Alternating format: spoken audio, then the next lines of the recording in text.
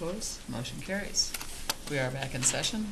And the first item on the agenda is, we just have a couple things we'll run through quickly and then we'll introduce you. The consent agenda, could I have a motion to approve the consent agenda? All those in favor signify by saying aye. Aye. Opposed? Motion carries. Next item is. Second, Jessica, motion. Oh, I'm sorry, there was no second. I was thinking we don't discuss it. Second. I'm trying to move along here. Okay, so Susan seconded, so let's vote again now that it's been moved and seconded. All those in favor signify by saying aye. Aye. Thank you. Opposed? Motion carries. The next item is correspondence and announcements, and I have one piece of correspondence. The MGEA sent us a letter that they want me to read related to their thanking us for postponing the decision on the retirement plan, but I'm going to save that and read it when we get to that agenda item. Does anyone else have anything? I just wanted to mention that meeting which I sent to the board members about December 12th. And I sent that to you, right, Joseph? Okay. Continuous improvement. Just, and again, it isn't bad. It's just a chance if you haven't had good exposure to basic tenets. It's a good. It is. It's a good opportunity to hear and more about it. Get a more of an understanding about how it works. Well, if you haven't had that chance. Both Joanne and Terry would be happy to spend time with you. Okay, thanks. All right, then special reports, and our special report tonight is a legislative update, and we have. I'm sorry, what? The event on the MGF event was great. You have a report I know, coming up on that. but that was before, the meeting was before the event. But your report's coming up tonight, great. so we'll talk about it then. Okay, so I'd like to welcome Senator Mark Miller, Representative Gary Hebel, and Representative Rob Gall here tonight to talk with us a little bit about legislative concerns. And we did send a letter. I'm sure there's nothing of surprise in that letter to you, except the one new thing that relates to our district in particular about the testing. But otherwise, I guess we're interested in hearing too what you think is coming up. I did prepare some materials for you, and on the top of it, I kind of summarized after I sent that out to you, and had a meeting with a group, Wisconsin Public Education Network, where people from all around the state and in different school capacities, and we were all talking about, if you really had to boil down what our major concerns are, they are these. I think we're assuming that there will be an accountability bill coming up pretty soon, and that there may be something with the Common Core pretty soon. We're also assuming everything else will probably be put in the budget, so it'll be very hard to do much about it. We kind of get that, but we just want to do what we can do to encourage you to do whatever you can along these lines. And with that, and I'll come back maybe at the end and just kind of run through what some of these materials are, but I don't know if you want to start and just talk about what you see coming up, what you think are going to be the difficulties. Well, the most dramatic thing is what Senator Mark Norm, and I guess I know most of you personally, and it's, I wanted to thank you for the work you do as school board members. I think it's probably the most difficult public service that people can do, and it's the most important. I've always felt that way, and I am currently serving on a Ledge Council symposium on early childhood brain development, and it has become even more apparent how important the education of our young people are, but it goes back even before they get into your hands. And one of the things I would like to see come out of this is ways to make it easier for school districts and the early education centers to be able to work together to help improve the educational of all of our kids. This Ledge Council Symposium on Early Childhood Brain Development is a little bit different from what has normally been Ledge Council Study Committees, which the Ledge Council Study Committees typically include experts and representatives from the outside of the legislature. This particular symposium only includes legislative members, and so its work product may be a little bit suspect, but I think it is something that is, I'm really delighted that we're studying it and confronting it, and it is bipartisan, so there's hopefully would be something that would be useful that comes out of the symposium. The Common Core you know, none of us here are in the majority and are not on the inside of what the majority party is planning, other than what we see in the press. But I think that Common Core is going to be a challenging thing to undertake. I think there'll be a bill introduced, but whether it will, I doubt it'll be in the budget, but I think there'll be a bill introduced to be able to indicate that the majority is interested in Common Core, but I have some doubts that it'll actually go anywhere. We don't know who the chairs of the various education committees will be. Steve Costell, who was a state representative, the chair of the Assembly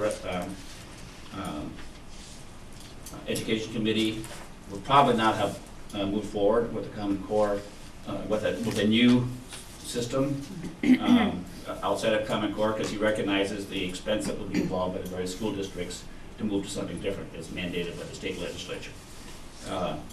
I haven't talked to Luther Olson, who for many years has been the chair of the Senate Education Committee, but I would doubt that he is very supportive of moving to a new system either. Luther also sits on the Finance Committee, and so if there was a move to move away from Common Core in the budget, I think Luther would be sort of instrumental in trying to encourage members on the Finance Committee not to include that in the final budget. But these are all speculations on my part, because we don't know what the committee arrangement's going to be. We don't know who the chairs of the various committees are going to be. And under our legislative system, the chairs have significant control over the legislation that comes through. Yeah, and we'll have to wait, as you said, for the committee appointments too, to see if Olson is still the chair, or if they move someone else in, or, you know. And I'm prepared to respond to the questions you brought forward, but I thought maybe it's my colleagues from the Assembly might want to see what their observations mean. Maybe they've got to talk to somebody on the inside. Well, this I think is my 5th time before the board, and again, to reiterate what Mark has said, your job is a lot of times thankless, but it is really appreciated and extremely important to the quality of education. Education has always been my top priority, and unfortunately, being here for now my 6th time, I've seen some good things happen, but I've seen some really bad things happen, and I'm eternally optimistic. But it's very difficult with the scenario that we're dealing with at the Capitol to have high hopes that your list, I mean, you're preaching to the choir. Right. We've been dealing with these issues day in, day out, and fighting like crazy to do what's best for our public school kids. And right down the line, whether it's transportation, whether it's Common Core, whether it's a testing option, all those are logical, good solutions. Funding is crucial. We failed in that regard. Dealing with voucher schools, I mean, you know, it's really tough to be sitting in a position where you think you can do some good, and unfortunately you are in the same situation because of the dictates that the state puts on you, the restrictions on your ability to really make this school district fantastic. You're limited in what you can do. We have those same restraints, but we haven't lost the desire, the will to really do the best we can for education in Wisconsin. I mean, the horse is out of the barn with regards to voucher schools. I mean, giving tax credits to the wealthy so that they can send their kids to a private school, how un-Wisconsin is that? And those are the kind of facts that we're dealing with. Sandy will probably be chair of the ranking member in education, and she's been a great force for our side in terms of working on education. I think Tony Evers is tireless in his efforts to try to get things accomplished, whether it's funding, whether it's Common Core.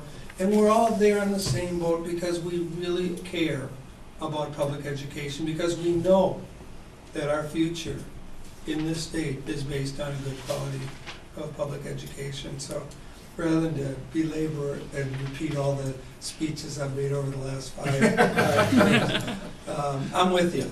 You know, I think we're all in this together, and I'm going to give it my level best to make good things happen at the Capitol, but it is going to be an uphill battle.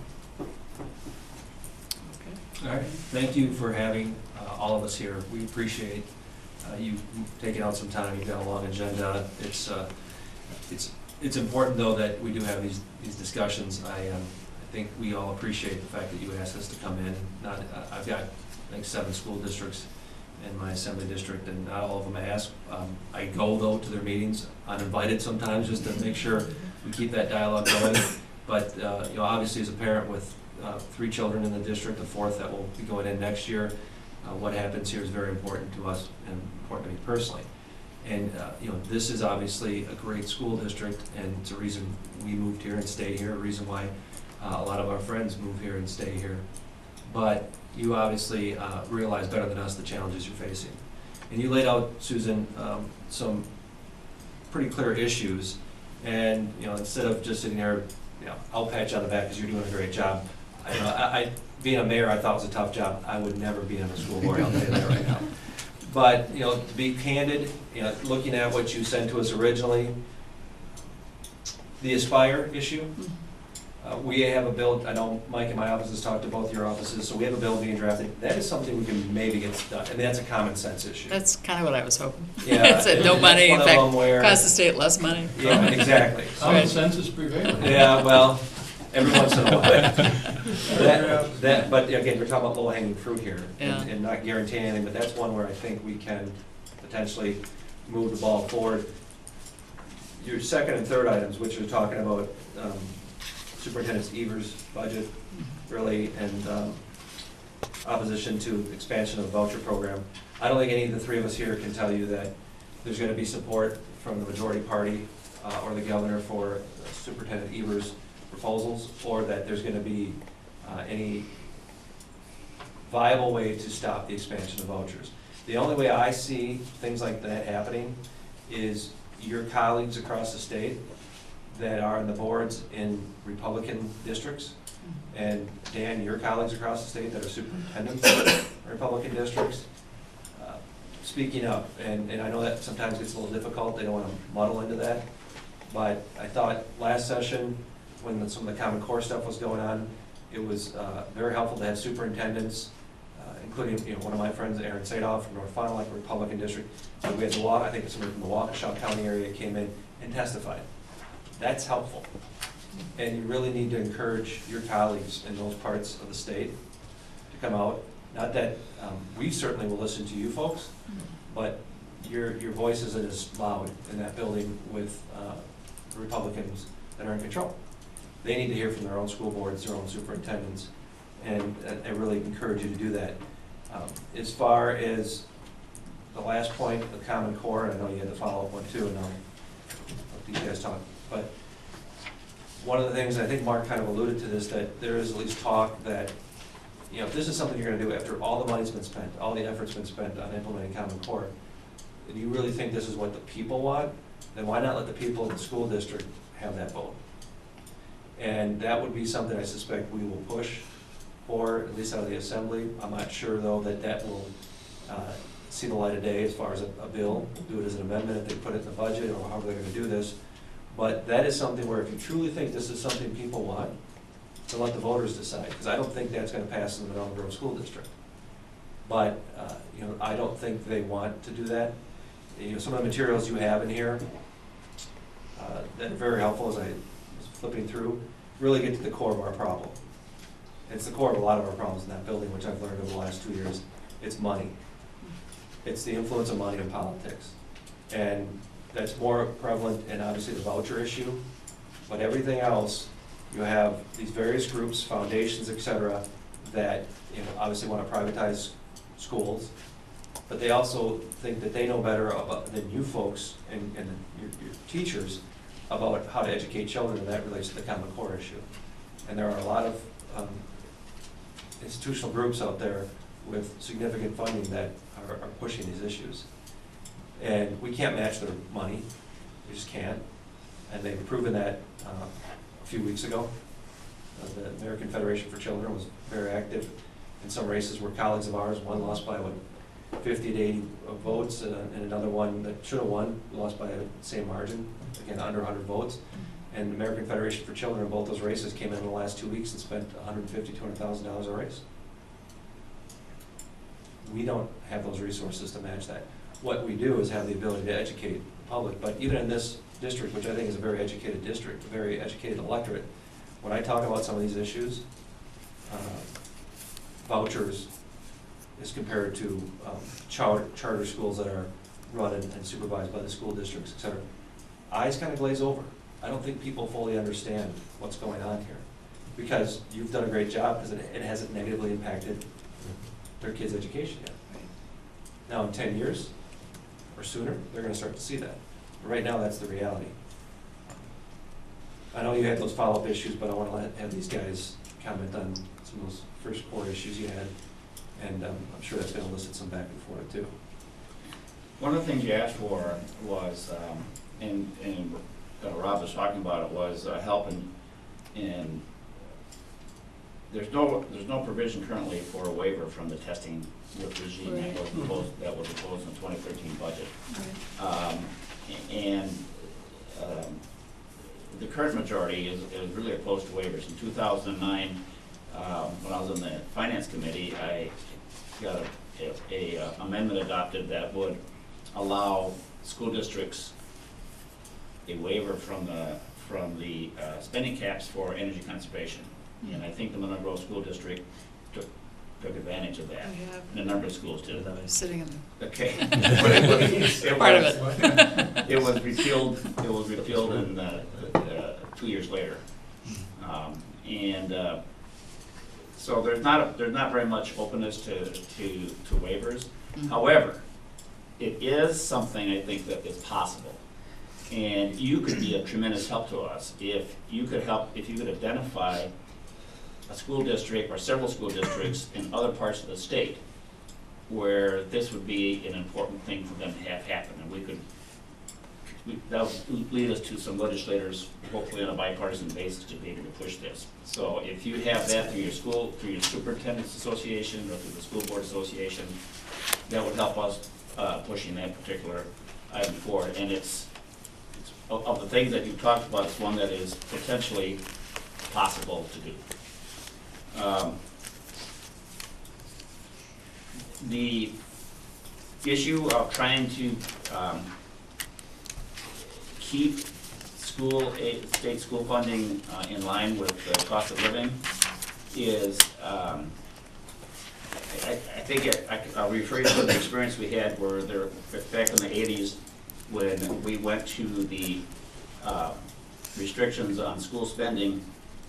There was a commitment the state would contribute 2/3 of the funding for school districts statewide. Well, we only, I think, met that twice since then, and it was eventually repealed. The point is that we can put those sorts of things and adopt those things in the legislature, but when we adopt a budget, if it's different, there's no way to sort of hold the state accountable, the legislature accountable, the governor accountable for the fact that they didn't adopt that cost of living increase that was in the statutes, or the 2/3 funding that was in the statutes. Because the way the courts have interpreted conflict like that, or a thing that is that, well, this time the legislature made a temporary amendment to the state statutes. And so whatever they most recently passed, that's what goes. That's always the way it's been. And I think it's a good way of talking about it when to sort of contrast what we're doing against what just the cost of living might be. But it has, in terms of having any real impact, it will not have any impact other than sort of as a contrast to what the legislature may end up in. Whoa, you're not even keeping up with the cost of living. You're asking us to educate our kids and to do more with testing and various other kinds of requirements, and yet the state funding is not keeping up even with the cost of living. I mean, that's sort of how I can see it.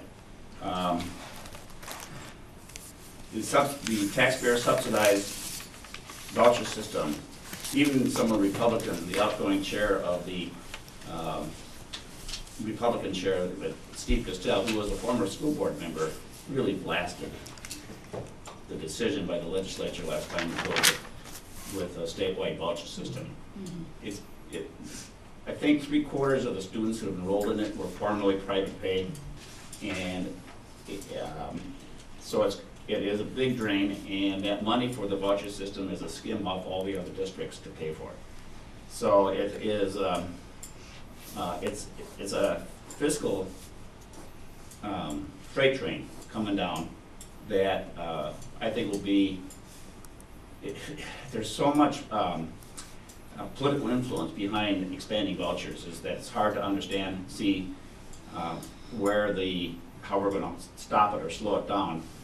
But it might just be that the fiscal cost and the impact it's gonna have on local school districts when it starts impacting statewide might have an impact.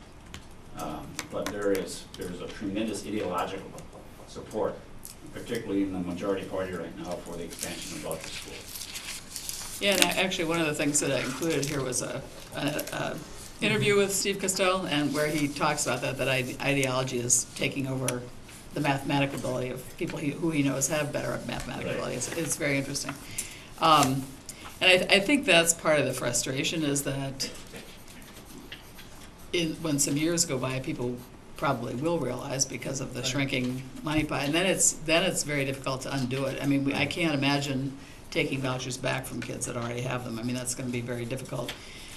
So it seems like the challenge is trying to get more people to really understand what this is about, and that's kind of in the materials I put together is sort of to do that. It's starting with Peter asked when I came in, are you proposing Milton Friedman's philosophy? And I said, no, it's in there because that's kind of where it started. It was his idea that the free market was the way to go to reform public schools. The parents would have free choice, and the market would eventually close down the ineffective schools. And what we're now seeing is that is not what happens. Parents don't have the ability to make choices, by and large. There are some who do, but it's a lot of work to try to have the background knowledge to pick out the best school for your child. And right now, we have DPI licensing, certifying, setting minimal standards. You don't have that anymore, and when it becomes a marketplace, it's pretty chaotic.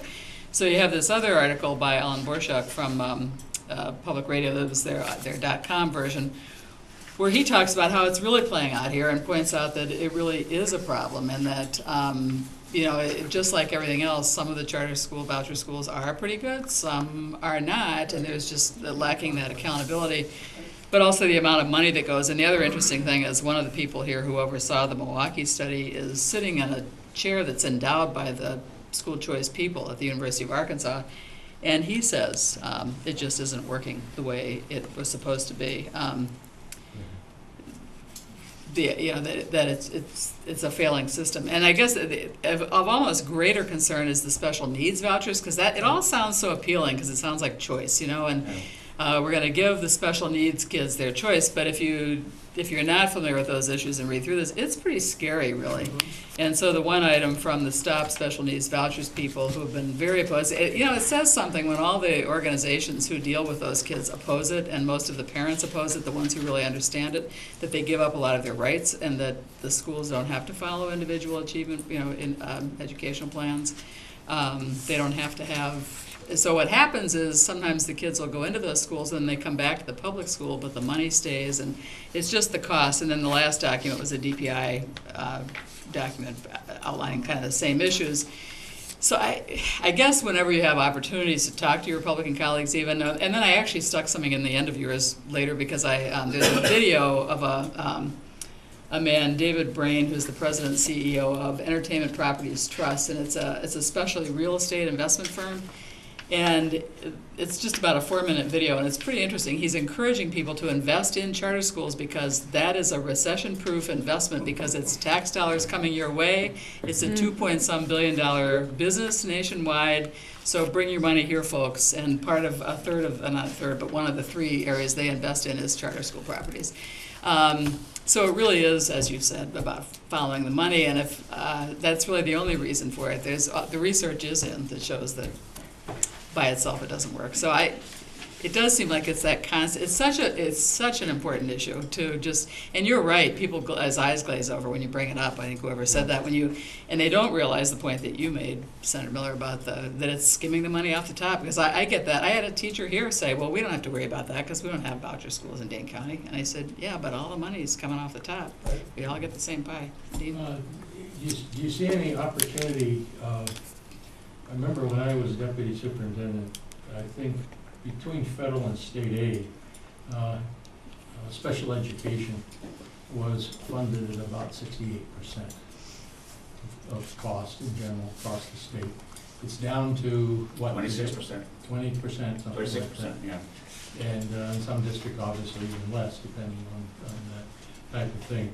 Do you see any chance for any kind of niche funding for that? Because it seems to me that's an opportunity to get bipartisan help on that, because it only takes a few key legislators who, in your case, were Republican, who have kids or who know kids that need that kind of thing. And you know the cost of a multiply seriously handicapped kid to a school district. A district like ours or Madison can probably tackle that kind of thing, but very often those kids are encouraged by one way or another to come to Dane County or come to a suburban Milwaukee school district where they can provide those.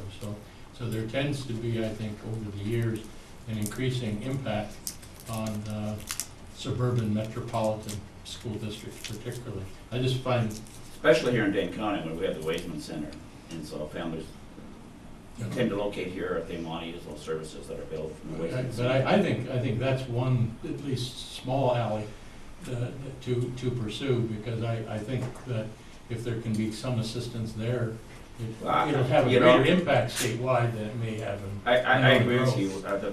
The state and federal government mandate that school districts provide these services to children with disabilities, educational services, children with disabilities, and they can be hugely expensive, as you all know very, very well. I was shocked to learn that the ratio was only 26% state aid goes to assist school districts with those costs. It should be reversed. It should be the school district should be down supporting the 26%. It's $85 million is what the state is providing in terms of those categorical aids for children with disabilities. To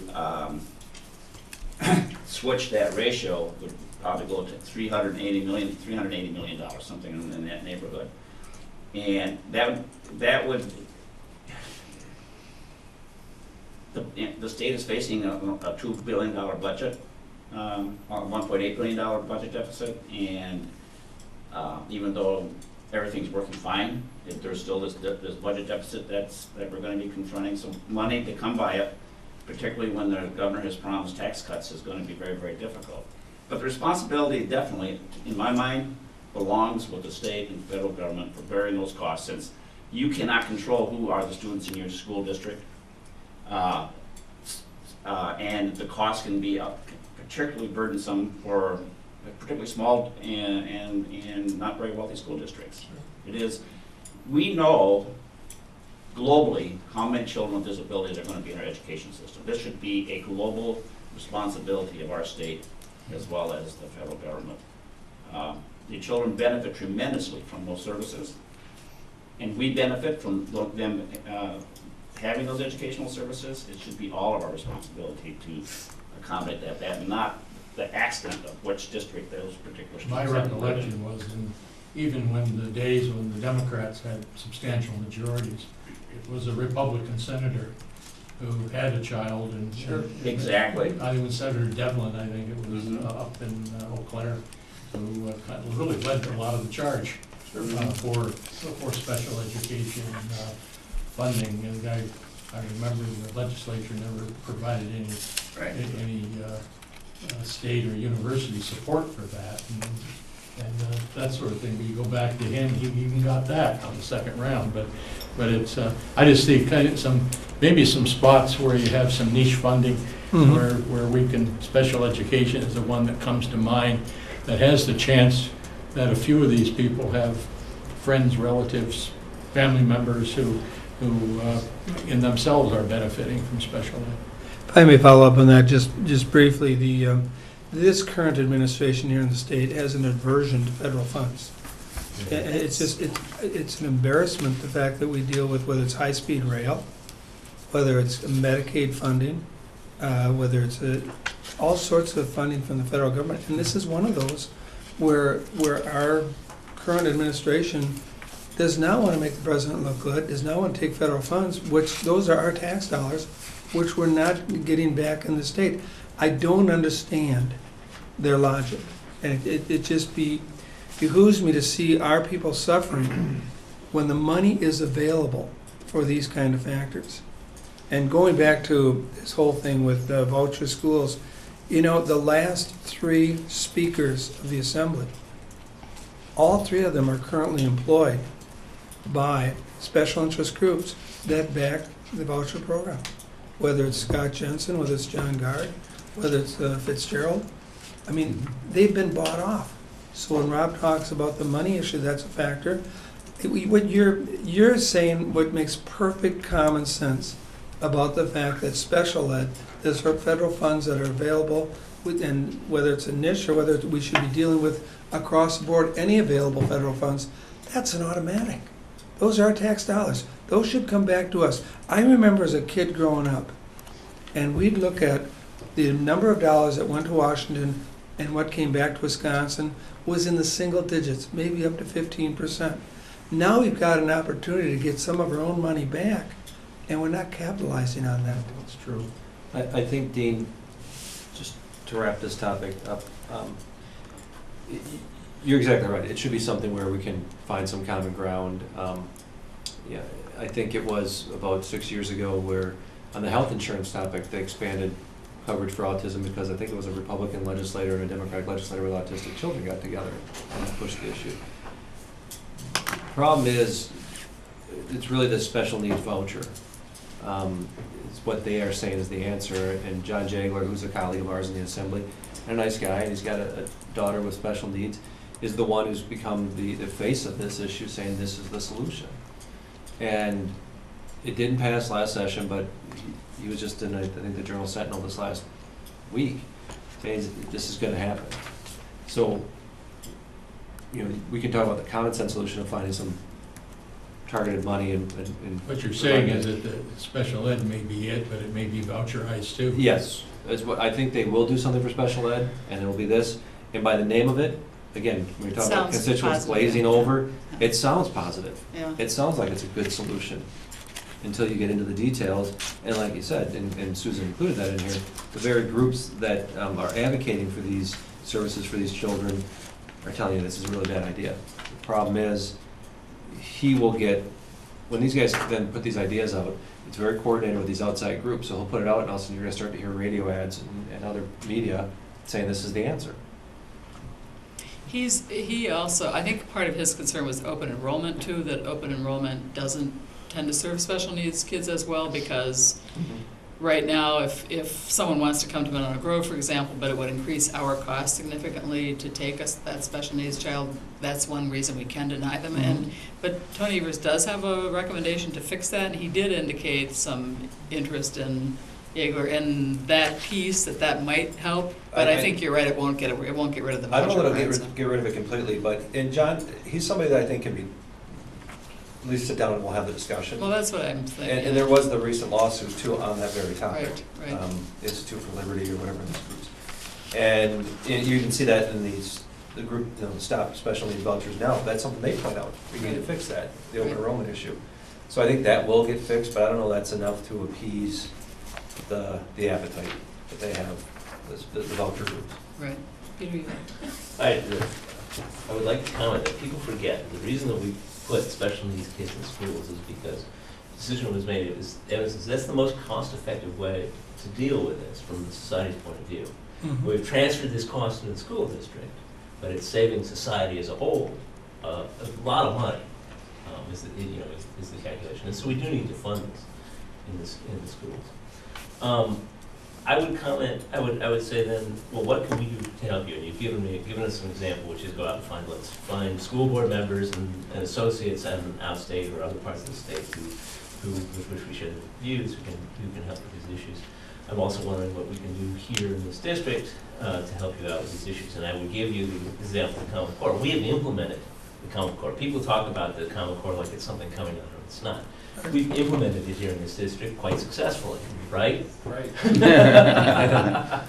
And if people want an example of what it looks like, but I know this is true. There's a lot of districts in the state who've done the same thing. But this is not something that's hypothetical. It's something that we've done.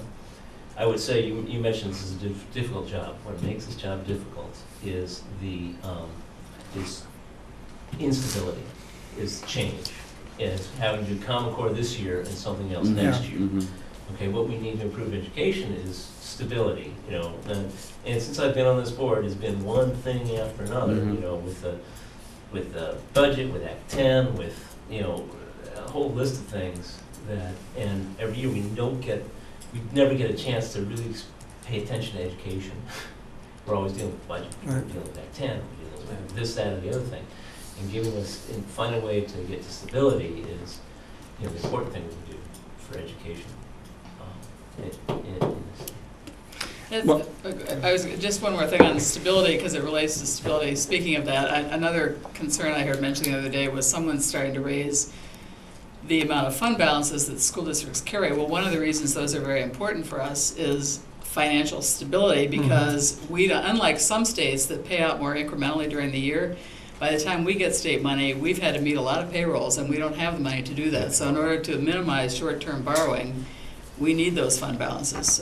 If we had more stability and we knew what was coming, for example, if we knew that we were facing, we may be facing potential budget cuts again and have to, at least minimally a freeze. We have to short-term borrow almost every year, even with a healthy fund balance. So the fact that districts have healthy fund balances doesn't mean they're doing great financially. It is out of fear and the need for stability that we need to maintain those because we use them. And I didn't mean to get off, because you were going to say Yeah, something. but both Rob and I came from, before we were in the legislature, we're in local government. Rob is the mayor of Monona and me in the county board. And we both recognize that your your revenue comes to the school district in chunks, Right. big chunks. And in between, you still got to pay the bills, still got to pay the salaries, still got to turn on the lights. All those things still have to be done month by month by month by month. And so the fund balance allows you to do that. And I was shocked because we typically, most local units of government keep between 15 and 20% reserve. And that's healthy. It keeps your borrowing rates low when you have to borrow. I was shocked. The state doesn't do anything like it, and yet the very legislators that will pass a budget with a less than 1% reserve for the state budget will complain about the reserve balances that you all have, not recognizing how precarious the state is. And when we have a financial downturn like we had in 2008, I was on finance committee at that time. We basically, in 3 months' time, had to pass 3 budgets because the revenue was so precarious compared to what the rainy day fund that we'd had established. It was, and all kinds of programs were affected because of the state's failure to be able to manage its affairs in a fiscally responsible way. And our bond rating has gone down.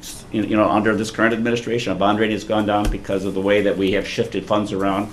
So I'm very sympathetic. I'm sure that Rob will echo those comments. Is that those fund balances are not some kind of a slush fund They're not sitting just out there. rainy day. They are funds that you need to operate. I know that, you can't operate successfully, provide continuity of education services for the kids in this district unless you have that. My other issue was, comment on, regardless of the voucher versus public school balance, I don't see how the majority, given their stated rhetoric, could not support accountability issues for the voucher schools in the state, unless, of course, it's just rhetoric. I'm afraid it is. But yes, I know, but that perhaps gives you opportunity, particularly financially, clawback provisions for these voucher schools that goes down and the money's gone. And We've been down those roads in our debates. Yeah. And I think, but the issue that they apply equally to public, I think the public schools can stand up to any accountability standards that the vouchers can. And so. Well, Peter, And that is maybe one, hopefully that's one inroad you can. these make. proponents of the voucher system have had this mantra of failing public schools. Mhm. I challenge them to go out and actually find a failing public school in our state. There are schools that could do better, but the reasons they're not doing well have very little to do with our education system. It has to do with the economic circumstances in which that district finds itself. We have, You know, we go to the school board convention in January, they take us on the tour of Wisconsin, of Milwaukee schools, which are, in theory, this is where the problems are. You know, every legislature should take a tour and take some time in those schools, which are supposedly the failing schools, right. and see, at the very least, how hard they're trying. Right. You know, you've raised a couple of things, Peter, with regards to Common Core and the implementation here and you know, the success here. That is something that can be helpful if you work with the other districts that have implemented it with success and tell that story. Ideally, again, districts in Republican legislative districts would be, I'm just being very brutally honest here, but you can still tell your story here through your associations. You got the school board associations, you got the administrator association. I would start leaning on these groups to help you educate the elected officials, but also educate your own constituents. Do the parents of this district, if you gathered 100 parents, with at least one kid in the district, and said, do you know that we have implemented Common Core here? I would guess, you know, some are gonna just guess, but if they actually put into yes or no, they'd say, I have no idea. Maybe 10% would say, yeah, I know it's implemented, right? I think you're right, yeah. So that's a problem. The other issue on the vouchers, and Susan, I had this in one of her notes to us, you know, a fake accountability bill is worse than no accountability bill. We have to be very careful here, because then the public is going to be under the impression if they pass something that, you know, the governor and the majority party will go around touting that, hey, look what we did. And really, there's no teeth to it. I mean, if it's an accountability bill that holds them to the same standards as you, I mean, let's be honest, there's no due process rights for any kid that goes to one of these private voucher schools, right? IEP, anything else. Open records, open meetings. I mean, you can just start going through the list. And obviously, meeting the same standardized requirements you guys have to meet. None of that's there. If you get something like that, then yeah, let's make that deal. And then they can go around and tout the fact that they've implemented full accountability. The concern for us is they're going to do a couple of things and then go out there and say, see, they're you know, yeah, we're giving them money, but now they are fully accountable. And they aren't. But again, these outside groups will then ramp up their radio and TV and flyers and everything else saying, see, we've done it. Now, you know, we're taking your money, yes, but we're educating the children and we're meeting the same standards. And so we have to combat that with, you know, the only means we have, which is earned media, frankly, talking to the editorial boards and so forth, you folks putting out press releases talking about the successes you had. And if they are out there trying to artificially take credit for something that didn't happen, which is accountability, we need to call them on it. Unfortunately, some reporters are really great out there, but we are finding a lot of them just get a little lazy on this topic. Because the reader, again, glosses over. And they're losing them in the facts. Well, that's one of the real changes that have taken place with the loss of the predominance of print press. Again, when I was at DPI, we had a couple of big, really solid reporters from Milwaukee Journal only at that time, and Madison here had, both newspapers had good solid people. And I remember we could tell the story, give them a day or two advance on the press release, tell the story, and people would reprint that thing, and they solidly researched it, understood the issues, Right. and you couldn't pull the wool over their eyes particularly, but they wrote it up well and properly. And the vehicle to get that out, because of the decline of newspapers and the decline of any kind of substantial reporting in these kinds of areas, from even the wealthiest newspapers in the state, is not there. It's all clip and print. Well, it's now come to social media, and frankly, that's where our future lies in terms of that inexpensive way to communicate. One of the things I've seen in our district is that even the people most affected by the current administration, teachers, staff, educators at all levels, are really not educated on what's going on. They don't actually see or feel firsthand the effect of the current administration. They are voting the current administration in a lot of cases. The people I've talked to in the educational field are voting against their own interests. And I just cannot understand that. So part of your educational process, not only with superintendents and school boards, but is with teachers and staff and those most directly affected by what is currently going on. One other comment I've got to make is that I have seen some really fantastic, since Act 10, since the last 2, 3, 4 years that we've been dealing with these cuts, I've seen some very, very good, innovative projects, certain things at school districts. I got Stoughton, Sun Prairie, and here in Monona Grove, and these are 3 very, very good districts that have really taken it under their control to make changes under the constraints that they've been dealt. And I've just been so impressed with not only this school board, but the other school boards and the staff and the teachers' willingness to even go the next 10 yards. And it's just, I'm really impressed with that because, they say the pendulum's going to swing back and it can't happen soon enough, but in the interim, the fact that we're seeing all these dedicated people do what they have to do to get us through this crisis is very, very heartening to me. Let me Sure. just pick up on that just a second, because when that article came out 3 or 4 weeks ago on the marketplace, it's created, and Monona Grove was cited in that. The marketplace is there, and I think that Monona Grove can compete in that. The problem is that districts that have a high educated local tax base and income factors will do that, and it's going to be a lot of the many often, particularly the smaller districts and the more rural districts, that are going to be really the real long-term losers in this, and that's going to be a substantial portion of the state Sure. that will be impacted by that.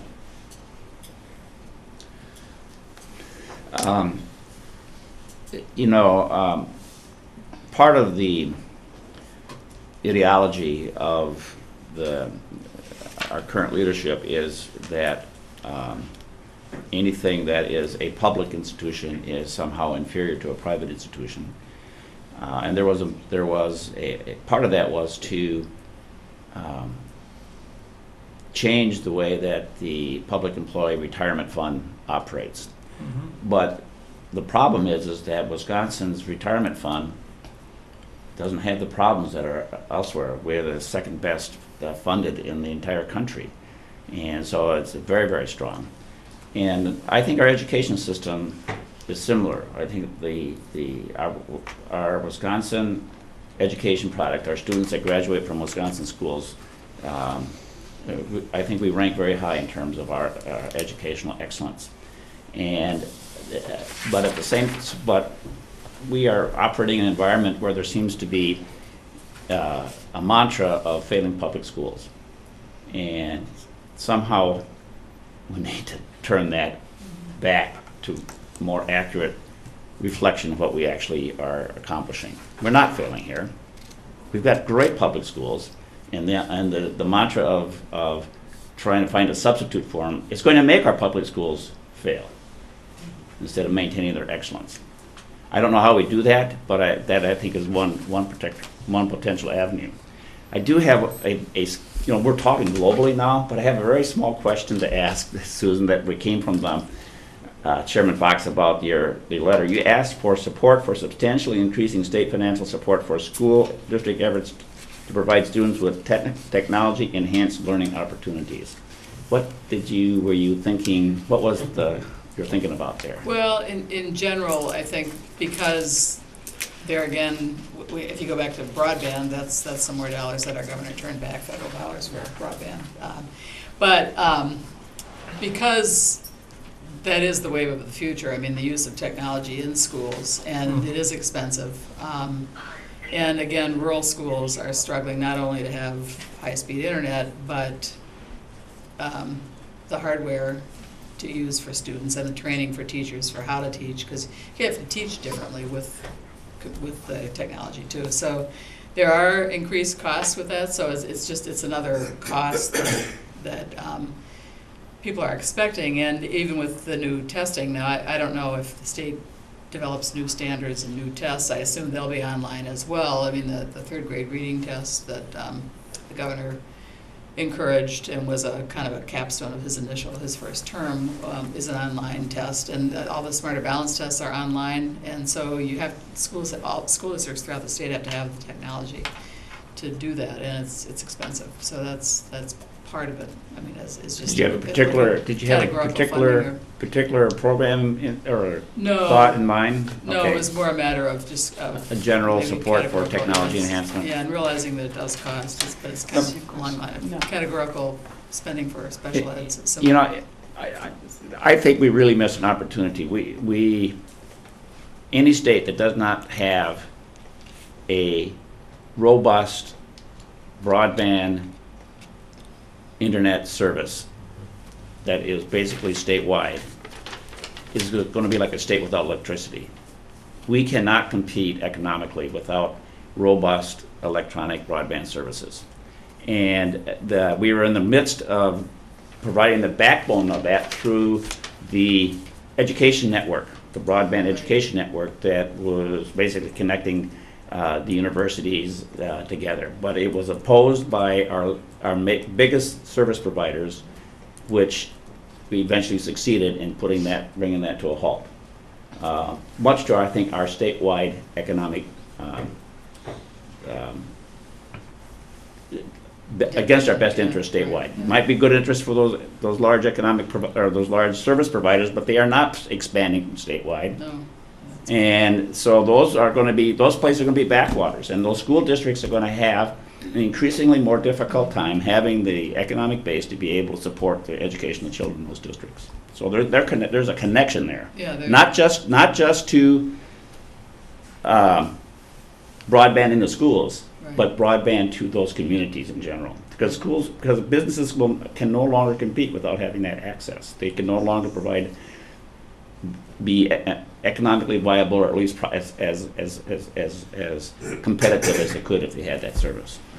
That's true. Something else that Mark was on before the broadband issue, and we talked about this a little earlier, is how do you communicate and get the point across and so forth. Part of the problem, and to be quite candid, is you guys have been too good working through all these issues. You've been too good dealing with all the problems. You say you have all these fires to put out each year, et cetera. So, we have to deal with this, not as much as you, but we deal with it as part of our jobs. But if I wasn't doing this and simply a parent, et cetera, I don't see anything on the surface of there's issues, right? Right, I think that's. It's a great education system, and Ellengrove's fantastic, things are going fine. So when they see quotes from us in the paper, every once in a while from you guys, they'll pay attention, but again, the very educated electorate here in the district, but they don't see the problem at home, because their kids are still getting a quality education. It's sad to say, but until they see the true ramifications of these policy changes, they will not get engaged. Now, the only way to get around that is to try to engage them ahead of time by saying, this is what the future is going to look like. And I really think that has to happen from the parents up. And when we were at, I think it was this last time we met with the Madison superintendent, that you and I were there, and you don't have any part of Madison, so I don't think you were in that meeting. But we talked about the differences between PTOs and PTAs and who can get politically active and who can't. And we just have a model here that doesn't allow for parents to Right. get active. I think that's something we have to seriously look at changing. That's Because until you get those parents engaged, because I think you have interested parents here, you have parents that are engaged, but right now their main focus is doing fundraisers, right. having a sock hop to get money, or doing trivia night to raise money for technology. Until we get them to understand the issues and give them the mechanism to be politically engaged, I don't think you're gonna see anything until it's too late, until it's so bad. And it's what Republicans often will do, is they create a budgetary situation that allows them to come in and say, see, we have to fix this now, when really, if you look back, they created the problem by the budgetary decisions they made in the past. And they're starting to do that now, saying, well, we're gonna have to start cutting back here or doing this here because of the budgetary decisions they've been making over the last couple of years. One of those decisions was, we all got tax rebates, right? Right. Yeah, we got, you know, you get more with less withholding, and you got some other things. When we on our side of the aisle were screaming, well, don't you think we need to maybe hold back? The economic projections may not be so rosy, and don't we have some other commitments maybe we want to use this money for? They don't do that, and now we're in the situation for the upcoming budget where there's over a $2 billion deficit again, and they're saying, yeah, we're gonna have to start cutting some more things.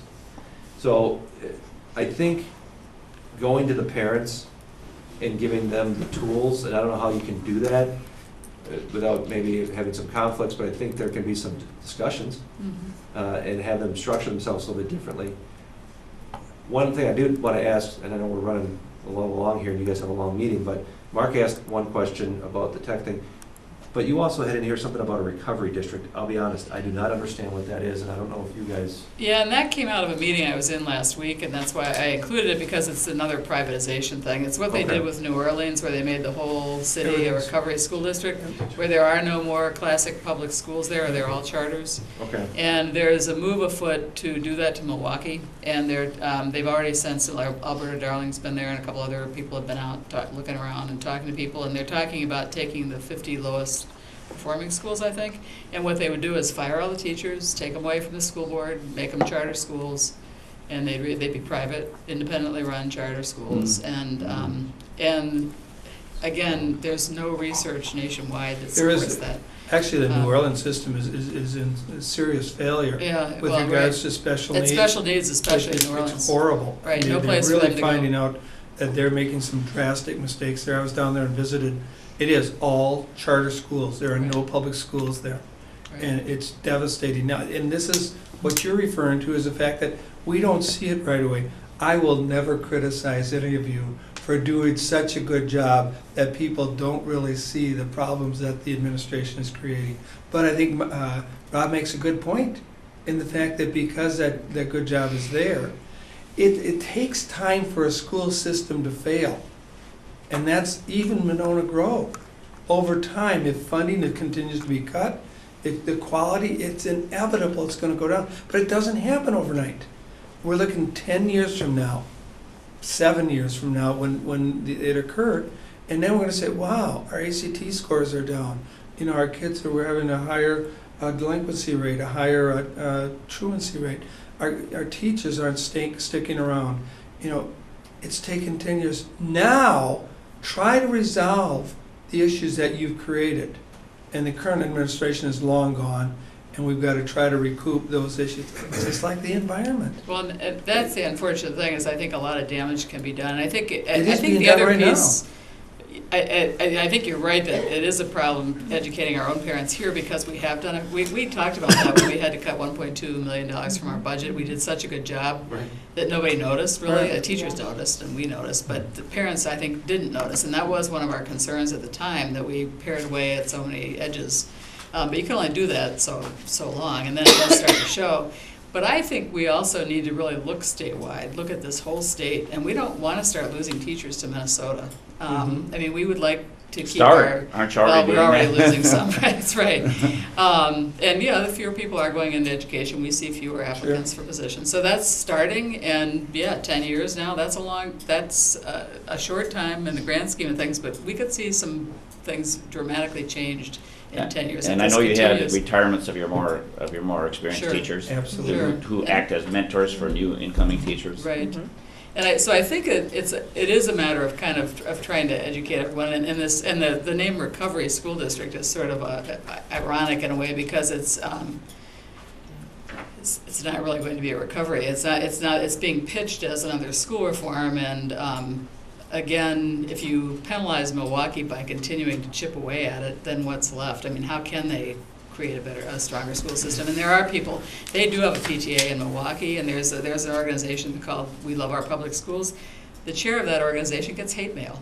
I mean, it's apparently not because of the the polarization here Sure. and to say we love our public schools, that's a political statement. I mean, it's just a sad state of You know, affairs. Well, the schools, I always felt like schools were, before I ever got involved with the kind of electoral politics I am now, I was involved with school referendums and so forth here in Monona, in the Monona Grove School District. And then when I ran for the county board, a lot of those people that I worked with on school issues supported me for the county board. But when I ran for the assembly and declared myself as a Democrat, some of those very same people said, well, they couldn't support me because I was a Democrat, even though they were as long as I didn't have that label. And I thought that was a little bizarre then, but it has gotten much worse since. And one of the efforts that I'm involved with and have been in for quite a while is trying to figure out how we can organize ourselves in a way to reduce that kind of intense partisanship where we actually listen to what each other has to say. The noise level is so high around all these issues that nobody stops, there's practically no space for a thoughtful discussion of where people are. And I think that it's a very dangerous path that we've been going on for the last couple decades, to make it impossible, make it really undermine our ability to govern ourselves responsibly. Fortunately, you don't have sort of these things. You have things that you have to solve, and you can find ways of doing that. But boy, some of these issues have just gotten so highly polarized. It's difficult to find a way. And every session you've invited us early on in the session to tell us about the concerns that you have and what you've experienced. It's tremendously helpful to us to be able to say, well, we met with the Monona Grove School Board, and this is what they told, our local school board, and this is what they told us. Those are the kinds of stories that we need. And some of you are individually telling me things about the things that are happening and the challenges that you face. Those are very important. So I want you to encourage you to continue to communicate with us, because we actually influence people by the stories that we tell, not by our rational thought, but by the stories. And so the stories that you tell us are the ones that we can convey and help use those to help convince our colleagues. Another quick question to follow up there is there any, it used to be that the fact or the threat of property tax increases drove state aids often. People It could did. come back and say, I can remember 20 years that took place. Oh my God, they're going up. You've got to raise school. You got to raise school aid to keep our local taxes. Sure. Of course, you raise school aids, the taxes still went up often, but is that a variable at all anymore? Does anybody think about that? Because the options for a school district that can go to referendum and raise it, it's made it more difficult now with referendum. Yeah, but then the state legislature and the governor doesn't get they don't get blamed for it, because if you've gone to referendum, then that's something that you've done Right. voluntarily, not recognizing the fact that it was a response to a situation that the legislature put you in. Jeff had a question? To you, Rob, I think you answered your own question. Why are people too busy? They're fundraising. Why are they fundraising? Because we aren't paying for things we used to pay. But they got to go pick up their kid because we don't bus like we used to bus. I mean, all that stuff is a big reason why we're doing that, right? Because we just don't have the money we used to. Also, get out and talk to parents. Didn't Mandy and Dale do that? And it really didn't move the needle at all. Right. They took a rural school and said, you guys don't have any money. And here's why. And it was like, so I don't know. I have some answers, but I don't know what the true answer is. I have a couple questions that I don't know the answer to. The first one is, as a school board member, I can't sub because you make monetary thing. So how does somebody like Jessie Rodriguez push bills and vote when her family makes major dollars off voucher schools? I don't understand how she's able to do that. Sure sounds like a conflict of interest, doesn't it? Huge conflict of interest. I don't know how that's able to do. The second thing is, and I really don't know the answer to this, but I know you guys are more optimistic than I, but it seems like 99% of government isn't enough for them. They want 150. is there any way they can legislate DPI out of existence? Oh, yeah. Of course. Mhm. Okay, because, I mean, we obviously have no way to stop that. Well, it's in the It's the Constitution, Constitution. so. It's in the They'd have to do Constitution. two successive sessions, Okay. and then a public, or city, a statewide vote. I guess I'd be shocked that if you'd see that happen, but there are things probably administratively, and they keep doing it, as much as they can, take And then we away. can Tony's. Well, They could go down the path they did with the treasurer and the secretary of Secretary of state. State, Right. exactly. Yeah. You just remove the, He creates a Oh, Department of Education, allocates some authority there, still keep the DPI superintendent, so he's in compliance with the Constitution. You might start to see some of that, yeah. Well, the fact that DPI today is largely a federally funded or program-funded institution anyway, it doesn't have a hell of a lot of state aid compared with what it was 30 or 40 Sure. years ago. Yeah. You look in there, they have AODA consultants that never end because they get those monies from the, traffic fines and things like that. And, but if you look at the number of positions that are funded through state aid, it's a small fraction of what it was 30, 40 years ago. They're federally funded, a lot of them are federally funded positions. Something tripped my trigger in terms of how do you get the parents involved? And I remember over the last 20, 30 years, trying to get a referendum passed or a funding passed, it was always, well, we have to get rid of arts, or we have to get rid of sports, we have to go to a music program. It's amazing, whoever's ox is gored, people start to realize, whoa, what would our schools be like without arts, without music, without sports, without, certain elements of it? It just, somehow our parents, our students, our staff, our school teachers, we have to realize that the faucet is being turned off and everything is going to be affected. And maybe one of the approaches is to say, we're now to the point where this is it. I mean, that immediate effect is going to get a lot of people up in arms. And maybe we are doing too good of a job. Maybe you're doing too good of a job. And maybe we got to say, okay, we've now come to the end. Our slush fund, check it out. Our contingency fund, a fund that protects our integrity financially, is now depleted. I mean, the university, talking to Rebecca Blank, the fact that they need those millions of dollars in their contingency fund to protect the financial integrity of the university is the same as what's going on here. And I think we bring it to reality somehow, saying, if this continues, and as a matter of fact, in this budgetary session, we're going to have to deal with certain cuts that we don't like to do, but this is what we have to do. People are going to start to realize, wow, what has happened at the Capitol is having an effect on my kids, on my school. I don't know, maybe we've got to bring it home that way. One more issue, which is, why it'd be nice to have a definition of total, what base wage means. That would be true. I mean, see, that's what makes your job so hard. Exactly. We've been around that a couple of times. It just scares me. Something new on those. At least give us a definition so we know where we stand when we're working for them. I'm not sure what. No, I like The the idea of we can legislative, make our I'm own. not sure what a You want us legislative, tinkering with I'm not that? sure what a legislative definition is. Right, right. but No, it'd be nice to so have be a careful what you ask for, Peter. You know, if it's something, the problem is we don't know what we can work from. Right, no, I mean, Yeah. it is. We're taking our own definition and we're working from that, but Yeah, Yeah, who knows if that gets challenged legally, because yeah. yeah. it has no, there's no. And that's only one of the issues that I you mean, have I've to got deal with. this thing, a referendum to increase total base wage is different requirements for a referendum for anything else. Well, does a referendum here fall into that or not? Well, we can't tell, there's no definition on total base wage. Hmm. So how do we deal with that? And can you make sure that you That's the- fund the technology award scholarship? So we have Okay, these yeah, scholarships now, similar to the academic achievement scholarships.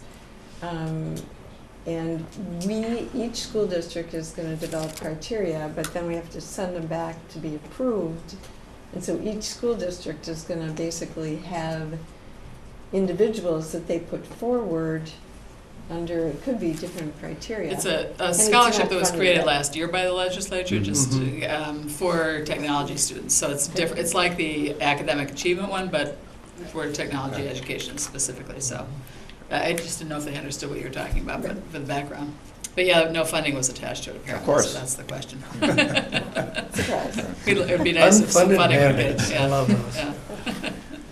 Thank you again for inviting Okay, us. well, Yes, thank thank you you. very much for spending the time, and I know we appreciate the But the I do uphill think climb that you have to. from you, I'll take away from the idea that we need to do more mobilizing interest in education from our own client base here, rather than assume we're doing good things and just continue without getting them to begin to deal with the state as well. Mm-hmm. Start with your colleagues in Waukesha, Ozaki, and Washington counties.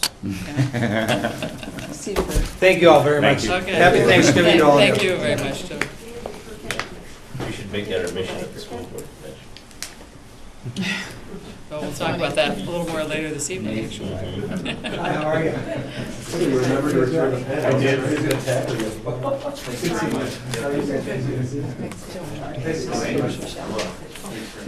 a nice holiday, we're out here. You too, thanks a lot. All Got right. the turkey in the hands today, so we're all set. Yeah. How many meetings are there? Oh, I suppose it'll be about 20, a small group this year. That was longer than All right. 45 minutes. It was. We used All to right. allot an hour for that. I'll shave off 5 We- minutes. we It's probably all my should. fault, right? No, No, she was just saying, it was partly my fault, but it was good, I thought it was good. was Okay, a good so discussion. moving along, our next item is administrative reports, and the first one is the superintendent's report. Okay, well, this is the perfect segue into what I wanted to report on tonight.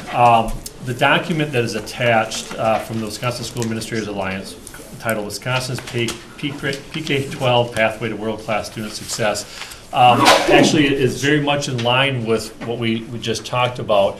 The SAA, the School Administrators Alliance, represents all of our administrator groups. So not only the superintendents, the business officials, the principals, student services, and so on. And so we together have that one organization. We have one lobbyist that represents us.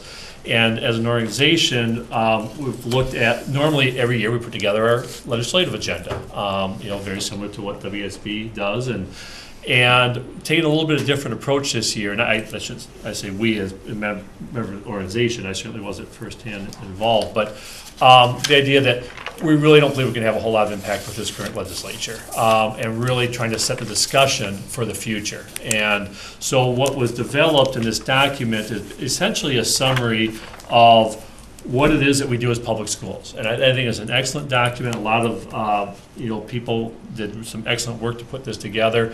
And the idea is that we just want to get this message out. Here's what we do in our public schools. Here's what we need to continue to do. So when those opportunities do come up about funding and so on, here's why we need the funds to either continue the things that we're doing or to be able to implement some of the things that we haven't had the opportunities to do. So that's kind of the basis of this document.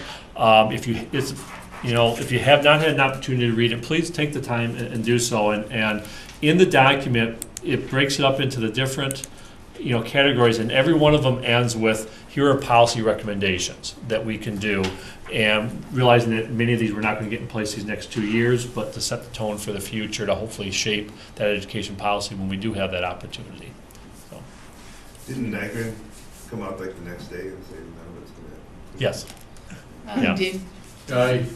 I got this, and maybe my tastes are bad, but I couldn't put it down. It's a very well done document. It's well organized. It has good background research. It covers almost every topic. And as I mentioned to you earlier, Dan, I think that at least pieces or parts of this could, I would rather have us, if you're going to hire a consultant, have it be maybe discussing substance that's in here, because this leads to international comparative stuff in here, and it's taken the best research-based stuff and put it into a more popular format, and then lead on to what that might mean for the state of Wisconsin. And I would just urge us to find a way to deal with this substantively, even if some of it we can't do, but we can learn from it. Susan? I totally agree with absolutely everything Dean just said. This is an excellent document, and I think a good example of how well it answers so many questions starts on page 12, where it talks about instructional technology, and here they are saying, well, what do you want us to do with instructional technology? It's all laid out. Not only do they lay out the sections here, broadband, hardware and infrastructure, staff development and technology, they just lay it out. And then under each section, it specifically tells you what school districts need in a global way in the state of Wisconsin. And that's just one example of many that are in here about, all kinds of students with disabilities, people with transportation. It's just an excellent resource document, and it really should be required reading for everybody. And I think at some point in time, if people are not going to read it, it's helpful to take 30 minutes and do a review, do the PowerPoint, because this is something that people really need to understand. It's an excellent document. And I think if you're interested in any particular topic, as Susan mentioned, you can read it in a page or two or three Right. and not have to read the whole. It's very well document. laid out. Right. It's very well done.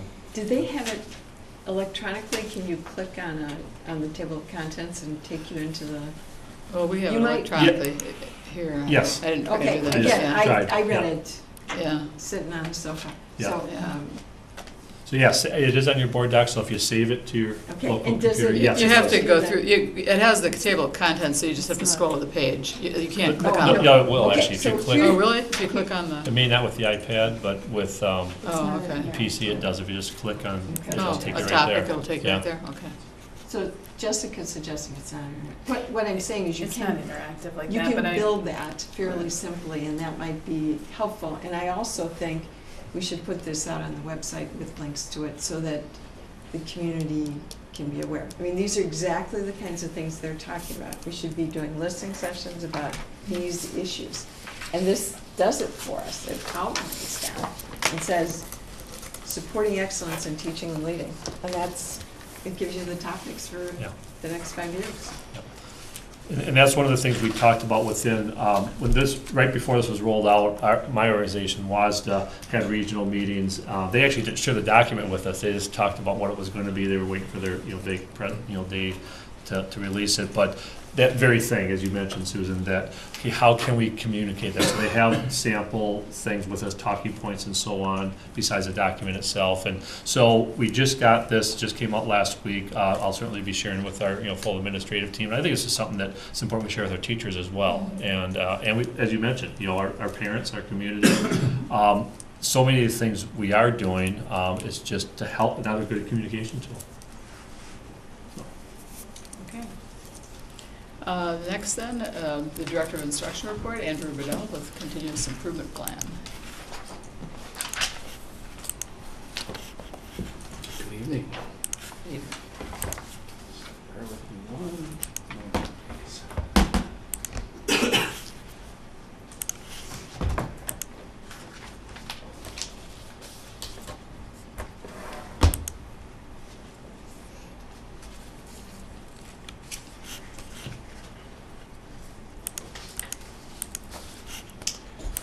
All right. Thank you for the opportunity to speak here this evening. Tonight we'll talk about this is a report on 3 years' worth of strategic planning work that began in August of 2011 when we adopted our strategic plan. Then that was originally written to cover years 2011 through 2014. We're obviously past the conclusion of that period, so we're carrying forward the design of this plan this year while we prepare to write a new long-term plan. So tonight I'm going to talk about our 3-year results. I'll review our strategic goals that we've been working with over the last 3 years, summarize the results, some discussion of conclusions and next steps, and then a reminder, your full report is in board docs.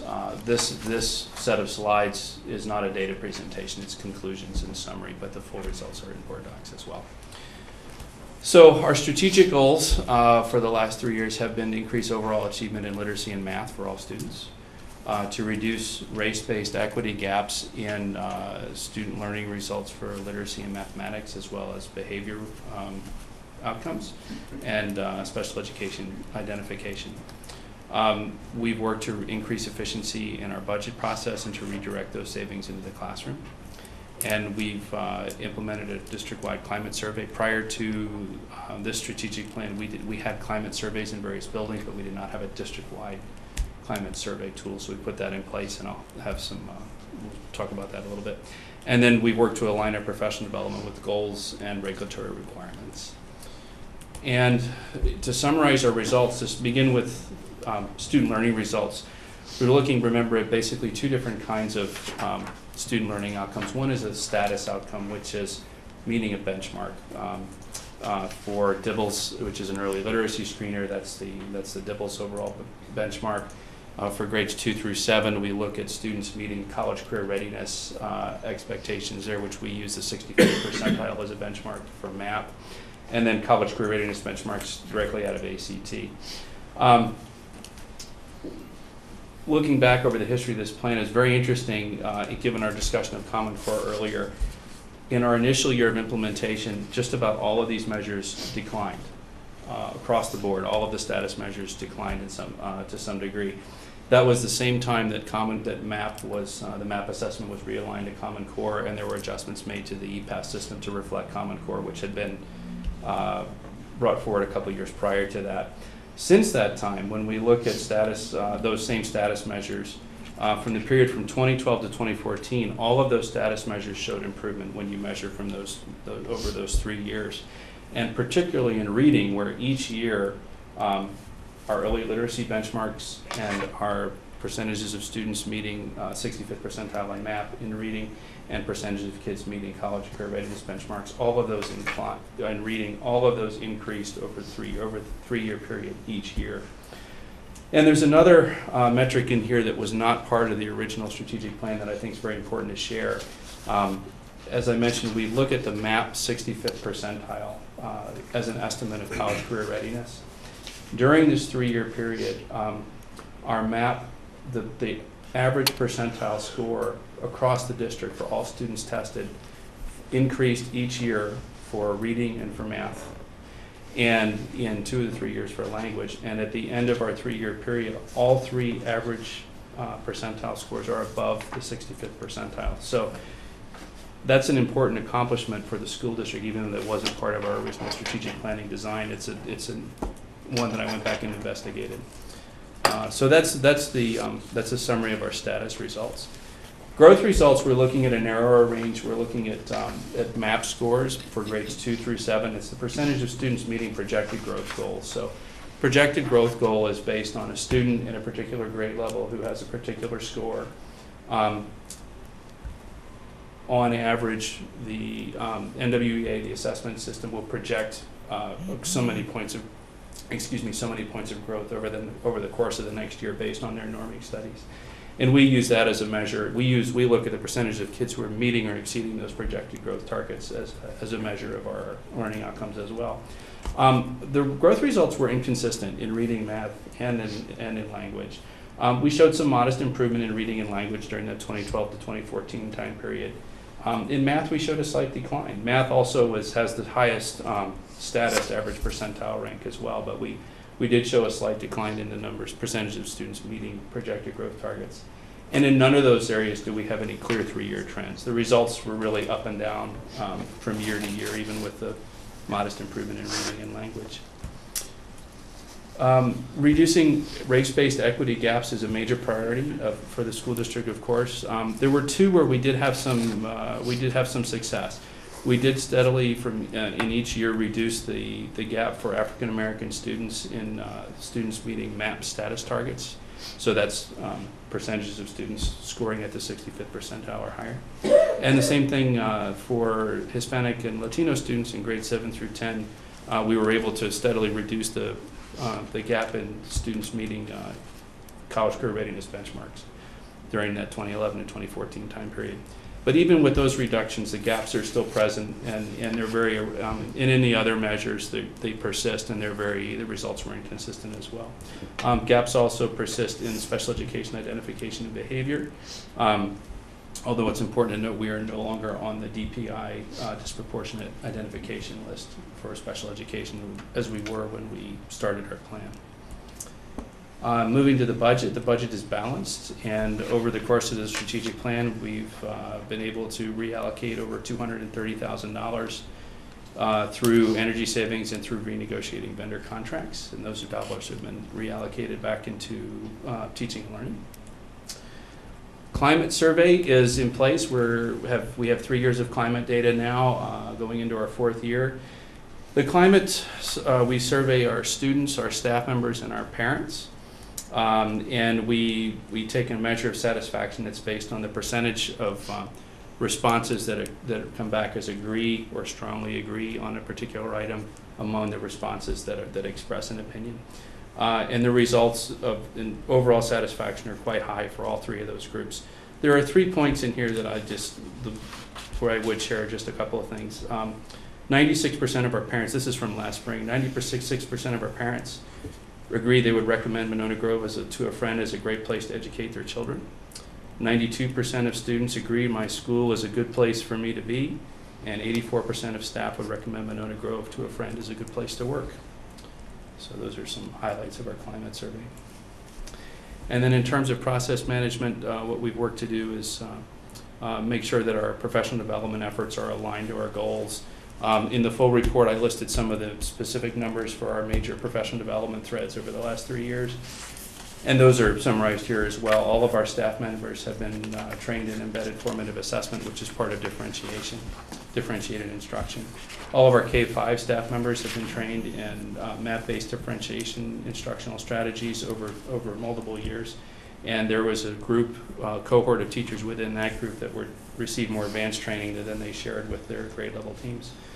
We've had scores of staff members who participated in a variety of equity-based training such as CREATE, Beyond Diversity, White Privilege Conference. And then most recently, we've had all of our staff members participate in a series of trainings on educator effectiveness going back. That started 2 years ago, and then last year and continuing this year as well. So conclusions of our work over this time period. In terms of student learning, our overall benchmark achievement is improving. Our growth results are inconsistent. It's an area for us to look at as in our next long-term planning. And equity gaps remain a challenge, also an area for us to continue to focus on. The budget is balanced and more efficient. Climate satisfaction is strong. And our professional development supports the district's goals and state requirements. For next steps for the remainder of this school year, we will be taking stock of our past work and doing advanced planning on setting up a new long-term plan. Some of the things that we're going to need to look at are new challenges, such as the new assessment systems in the state. Funding is always a challenge, of course. We have new departments in the school district that we'll look at expanding our continuous improvement work into those areas. We need to continue to build on our work in differentiated instruction and culture responsive practices. I think we've made some headway there, but there's still quite a bit of work to do, of course. And I think we can improve our ability to really specifically measure implementation of specific instructional practices to strengthen our ability to understand how does this particular strategy impact this particular learning outcome with this group of kids. That's an area for us to grow as well. And then the plan is to have a new strategic plan developed over the summer for implementation in the fall. And with that, be happy to answer any questions, or if Dan, if you'd like to add anything to that report. We'll wait and see what the questions are. Susan. Thanks. Well, the first thing I want to do is really commend you and your staff for doing a really great job of measuring. I mean, the first step to continuous improvement is to be able to see where you are and how you can improve. And if you don't have a feel for that, then it's difficult to go forward. I read the report, and I would strongly recommend that each board member read it. My walk away was looking at the information. So for instance, when we look at the results summary, initial declines from 2011 to 2012, if you include 2011, which was part of the report, Mhm. we are all over the board. If you graph this, which would be very helpful to see, you would see this, right? Mhm. Okay. So I think it's important that people recognize that, because I didn't see that. In fact, I had 2 other people read this report because I was really concerned that I didn't understand it. The other thing is that we're showing some improvement in reading as well, but once again, you see this, you know, in different things. So if we look at the literacy and the math in terms of benchmark status, which isn't specifically addressed in the results summary, correct? Just the Which reading pieces is. of math? So the results summary, increased overall literacy and math achievement, and then initial declines 2011 to 2012. And then it said all status measures improved 2012 to 2014. If you look at those individual pieces, Mhm. you're Some of them do that. There are You're- 3 you're looking- specifically that okay. go up each year from 55, 2012. 60, 58, 59, 64, 62. Mhm. I'm just pulling, Take a look at the early literacy measure, the Dibbles benchmark measure, from 2012 to 2014, and you'll see okay, a and that steady was on increase. that's on page, because I have it right here. Mhm.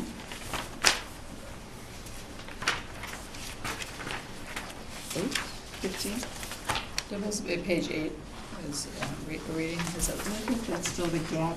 The gaps, The that's the thing gap was- section. I'm sorry, It it's the gap summarized, it summarized the achievement first, and in the report, the gap comes first. Mhm. Right. If you look at page 15 in the folder. That's what I was thinking, 15. Yep. And what you'll see is, in the baseline in spring of 2011 was 82%. And then the result in 2012 was 1% decline to 81%. And the result the following year was 85%, and the following year was 87. Right, and I can see that, and Right. that's for K2. That's correct. But then if I go to page 13, and I'm looking at language, and I'm looking at the status target, I go 55, 60, Mhm. 58. Mhm. That's right. And so when I gave my report a moment ago, what I said, if you look at the period from 2012 to 2014, although there's not a clear trend, you have a higher result in 2014 than you do in 2012. But in this one, 2013, it was 60 and it was lower in That's correct. 2014. Yep. Okay. Yep. And then on page 16, if you look at the math, I saw what looked like similar, and that's 2012 is 59, 2013 is 64, and then 2014 Mhm. is 62. That's correct. And again, that's one where, as I said in the report earlier, although there's not a straight line trajectory, when we're looking from 2012 to 2014, we do see an increase over the long haul. What I wanted to point out in that report was the strongest results in terms of steady improvement are in reading status. So Right. the early literacy, the percentage of students meeting MAP status target in reading, and the Right. percentages of students meeting college career readiness benchmarks. Those are the strongest results across the board in reading. Right. They're in reading, And you'll see that, 54, 56, 58 on page 14, exactly. for example. And that's important. And we want to continue to improve in that area. But I think it's really important as we build strategies to know where we are, Mhm. where we might not be seeing improvement. Mhm. So, again, for me, in a summary, I need to know the celebrations. Mhm. There's no question. But it still looks like it's so variable. The great thing is, we're getting the numbers, so we can look at this. Mhm. So I guess one of the questions I have is one of the next steps evaluating the strategies that we're using to improve? And that was my read off the next steps. I Mhm. was just clarifying that. Absolutely. Because if we've implemented ACT, it's now been 5 years, you would expect to see, understanding more kids are testing, you would expect to see improvement. Well, certainly we evaluate the strategies, and we also evaluate the metrics, the measures themselves. Oh, okay. Because that'll be part of the conversation going forward for the next strategic plan as well. I think the measures in here are good measures. But as we talked about earlier with when our legislators were here, the testing system has changed significantly since this plan was put into place. What's the role of Smarter Balanced, if any, in this plan? You know, this plan does not use WKCE, for example. Should Smarter Balanced be included here? We don't know yet. Anyway, questions like that. Are we looking at equity? The view on equity is exclusive to race in this plan. Yet we all know that equity goes beyond race. So Right. those are conversations to have as well, you know. But So that relates to the next steps. exactly, right.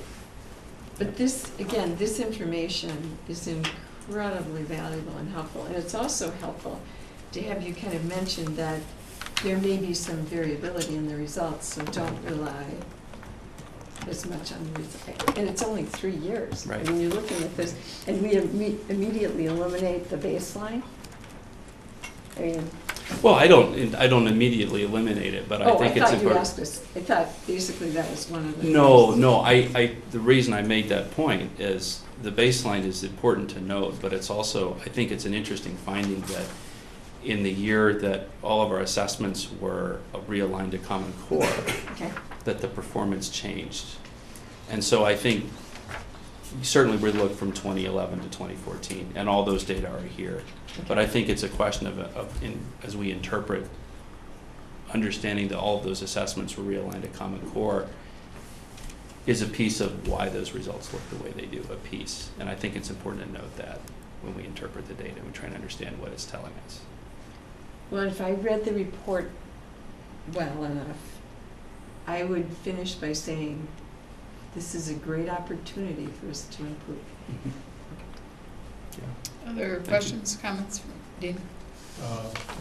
Based on where we are, and if things go, we continue to use the same data in the test, are we on a more, you think we're on a more steady upward trend?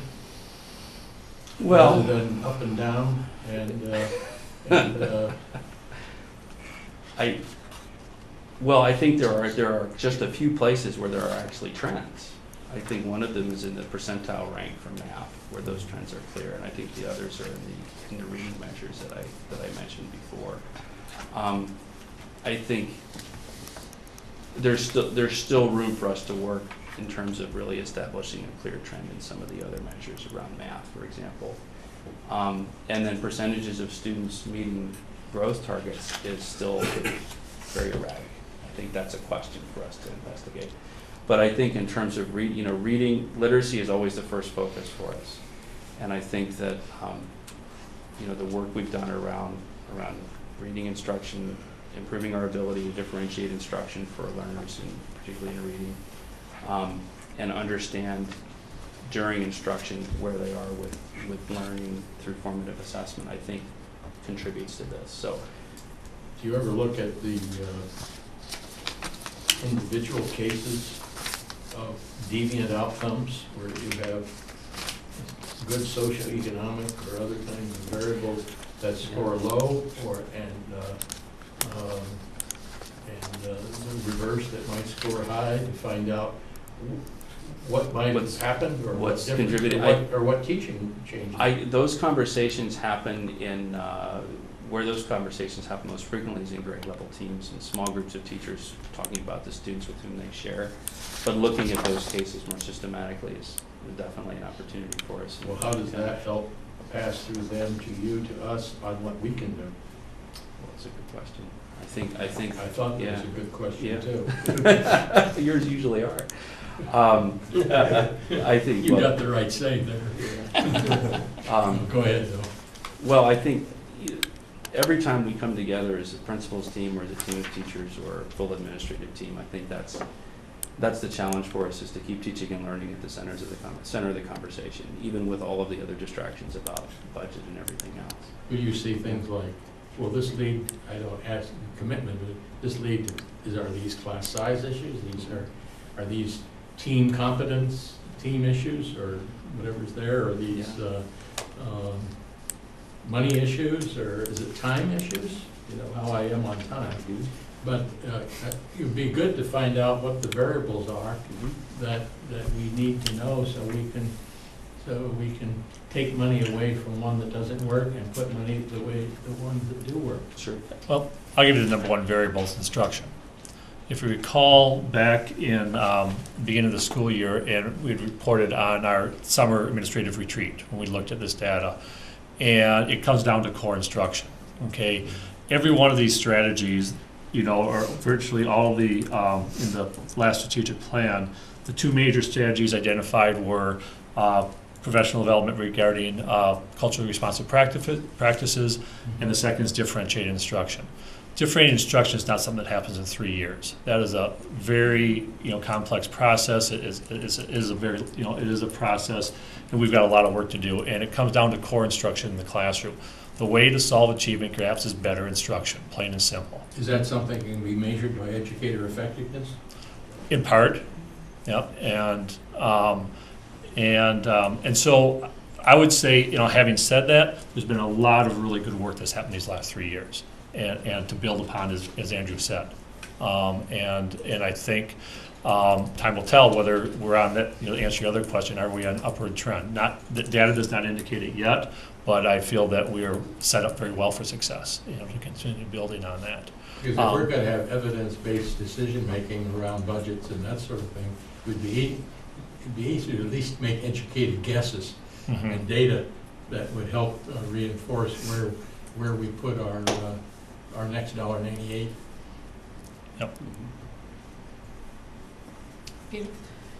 Yeah, one, this kind of gets off, is some of what I was thinking, which is one area where this report I don't think is particularly thorough is, you know, goal number 3, which is the, you know, focus on resources on the, you know, in the classroom, on, you know, through increasing efficiency. And we talk about, you have sort of one line about the energy efficiency, but we don't even have data in the report about, you know, that we can use to even evaluate other aspects of what our overall spending is, what our overall utilization of resources is. And I don't think we should neglect that. I mean, I've looked at that information isn't in the annual reports, for example, either. I believe it used to be able to sort of ferret it out, but that was a long time ago. And so I think that's one area that this report, I think, could be improved. Well, and that was clearly that was a deficiency, you know, that's not the right word. It was not a focus of the last strategic plan. I understand that. And it will be I the understand, next but one. it is a line item there, and I think, Yeah, especially going forward, we should at least absolutely. have the data in front of us so we can make some evaluations of what that is. And I'd like to have some history of that, going back, so we can compare it. Agreed. Susan? The other interesting thing is one of our goals in the strategic plan was to do a climate survey. Okay, now what? I mean, you did the climate survey, and in some ways, actually what you reported out were positives. You know, I would, as an appendix, add the climate survey results to this report so people can see not just where we're doing well. There are some areas that were clearly marked as areas where we would want to work a little bit. And we didn't really mention those or talk about those strategies. And then the next question becomes, again, as you build strategies in a strategic plan, is, okay, you did the climate survey, now what? So it was at least 5 years ago, maybe longer ago, that, do you remember, Peter, when we had the guys come in, the consultants come in and do the climate survey, and then virtually did nothing with the information. Actually, Renee Tennant did quite a bit. What does the climate survey say to you? I'm just I don't have it in front of me right now. Well, I think so your question is, We've- in previous years, what we've done is given a separate report from this specifically on the climate survey with more detail. That's true. Yeah. Which is great. This is just the student And achievement. this I'm is, just saying. well, there is a summary, I mean, you've There's a got some of it on summary here, page it's not- 19, there's stuff, and you did refer to it in your presentation, Well, but not in the detail that No, you're talking and I'm about, not- but that's. I didn't mean to hold Andrew responsible for that. I'm saying as we look at the strategic plan, we've done a climate survey in terms of a strategic plan. That needs to be a piece of the strategic. Do we Yeah. want to? Well, let me just answer that. If you recall, last year, in the spring, we gave a separate equity report, and where we desegregated the data on the climate survey. We have not had an opportunity to do that yet. But if you recall, and we look at the overall, it looks really good. When you desegregate it, we have the same gaps, and they're very large. And so that's something we absolutely need to focus on continually, yeah. well, at least for the gross numbers that I saw up there, 92%, 82%, and so forth, it would appear to me that the public, the students, and teachers are relatively happy and pleased with whatever the school district is doing, which tends to belie something of the progress that we're making progress, but it's not at the 92% or the 82% kind of climb. Right. Am I Well, making sense? Yeah, and I'll tell you that that's an The public indicator. or the satisfaction of those three groups don't always match the outcome. Right, and for the 92%, and that's great, and our white students are very satisfied. When you disaggregate the data, if you recall, when you look at our black students, it's not anywhere close to 92%. Yeah. So that's the real issue.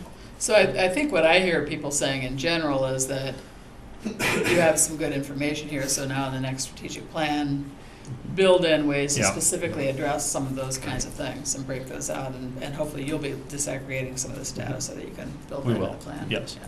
And get some measure, and try to make sure you get measures that can be translated into administrative or actionable items, budget-wise or something like that, Right. too. It helps. Well, See, and I think one of the issues, when you ask, just to decide whether an issue is class size or teaching skill or instructional techniques used, it becomes hard, because you can reduce class sizes, but if you don't do the other piece too, you might not see a difference. There's a lot of that stuff is intertwined, so it's hard Oh, to, yeah. I think it's hard to break it. I'll even go further. You reduce class size, they'll do absolutely nothing if you Right. don't change your instructional Well, practices. that's what I'm trying to say. Yeah. You said it more clearly, but that's what I mean. Um, I mean, yeah, you have, if one of the issues is that we need more varied and a better array of instructional practices, that has to be addressed almost before you would even look at class size, because you can't. Right, do all and that. the class size would be what you need in order to implement those instructional Right. practices. Have So you It been is able to- related. Right. You've used the term instructional practice Mhm. 2 or 3 times.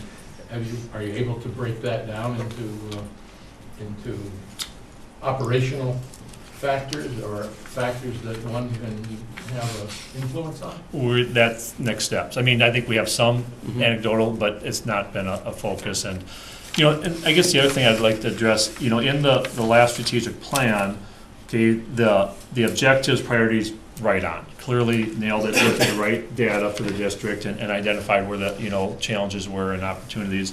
The strategies were good.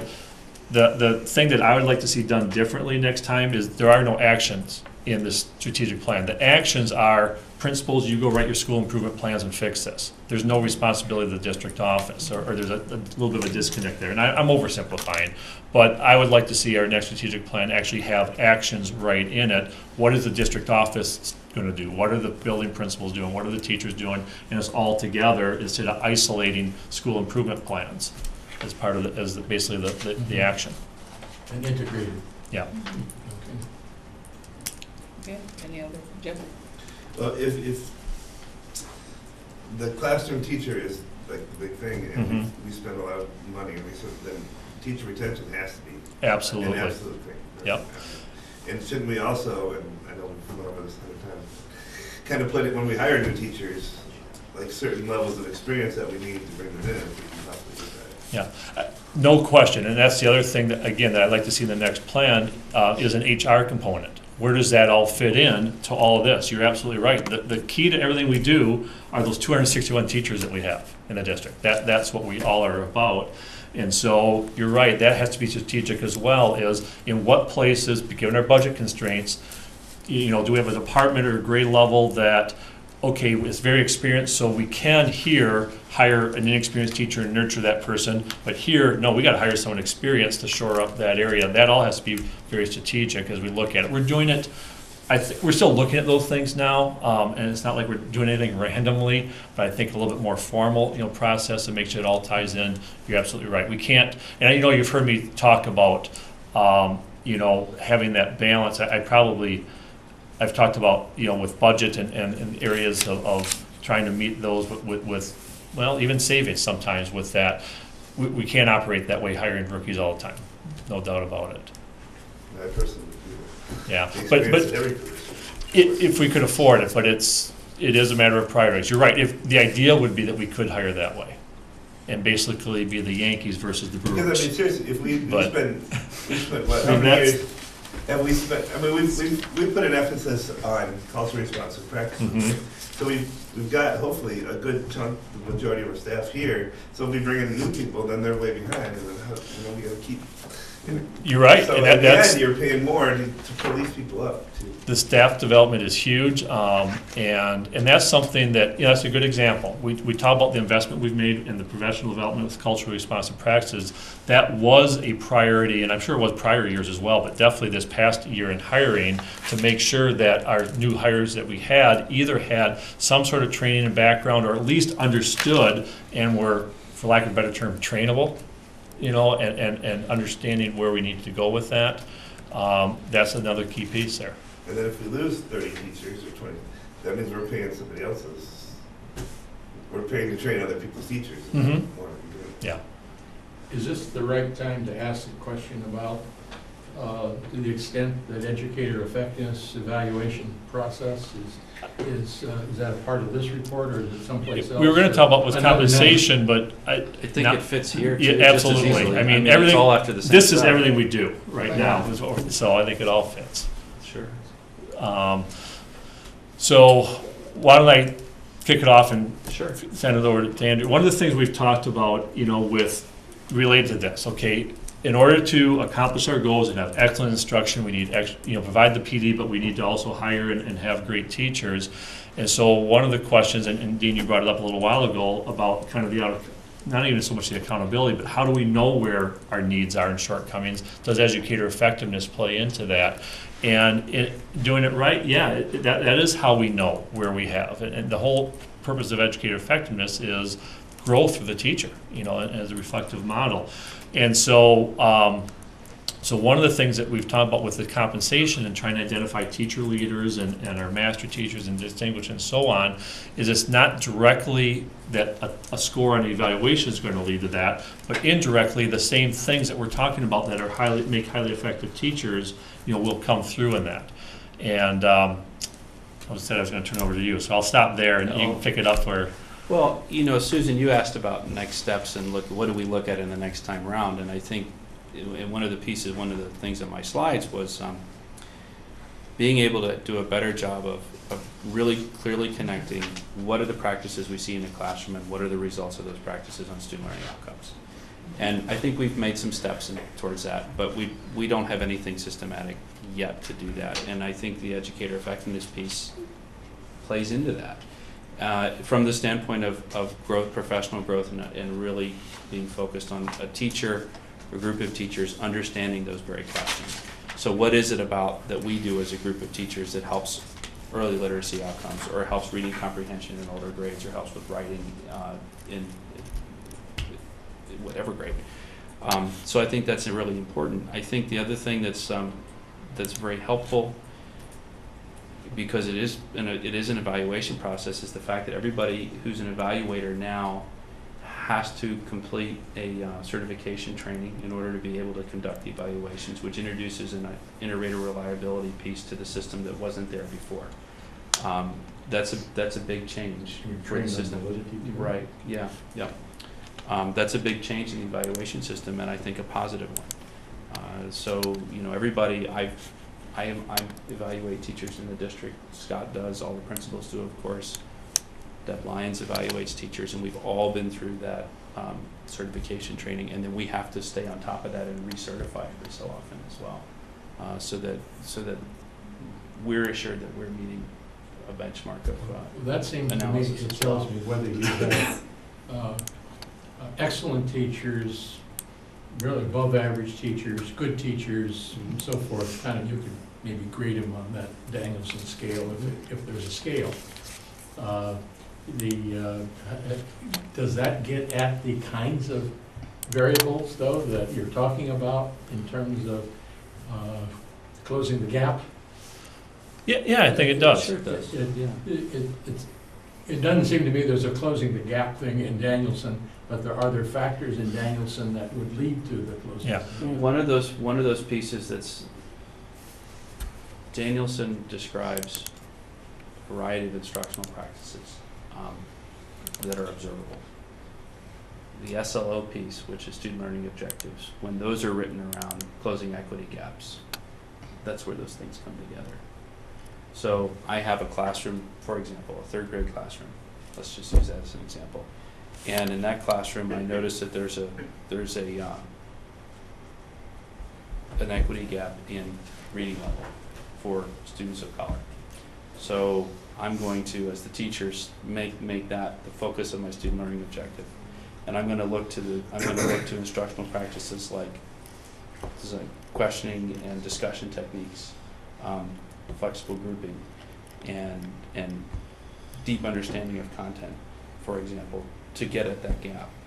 So the principal or the peer observer can observe that teacher in those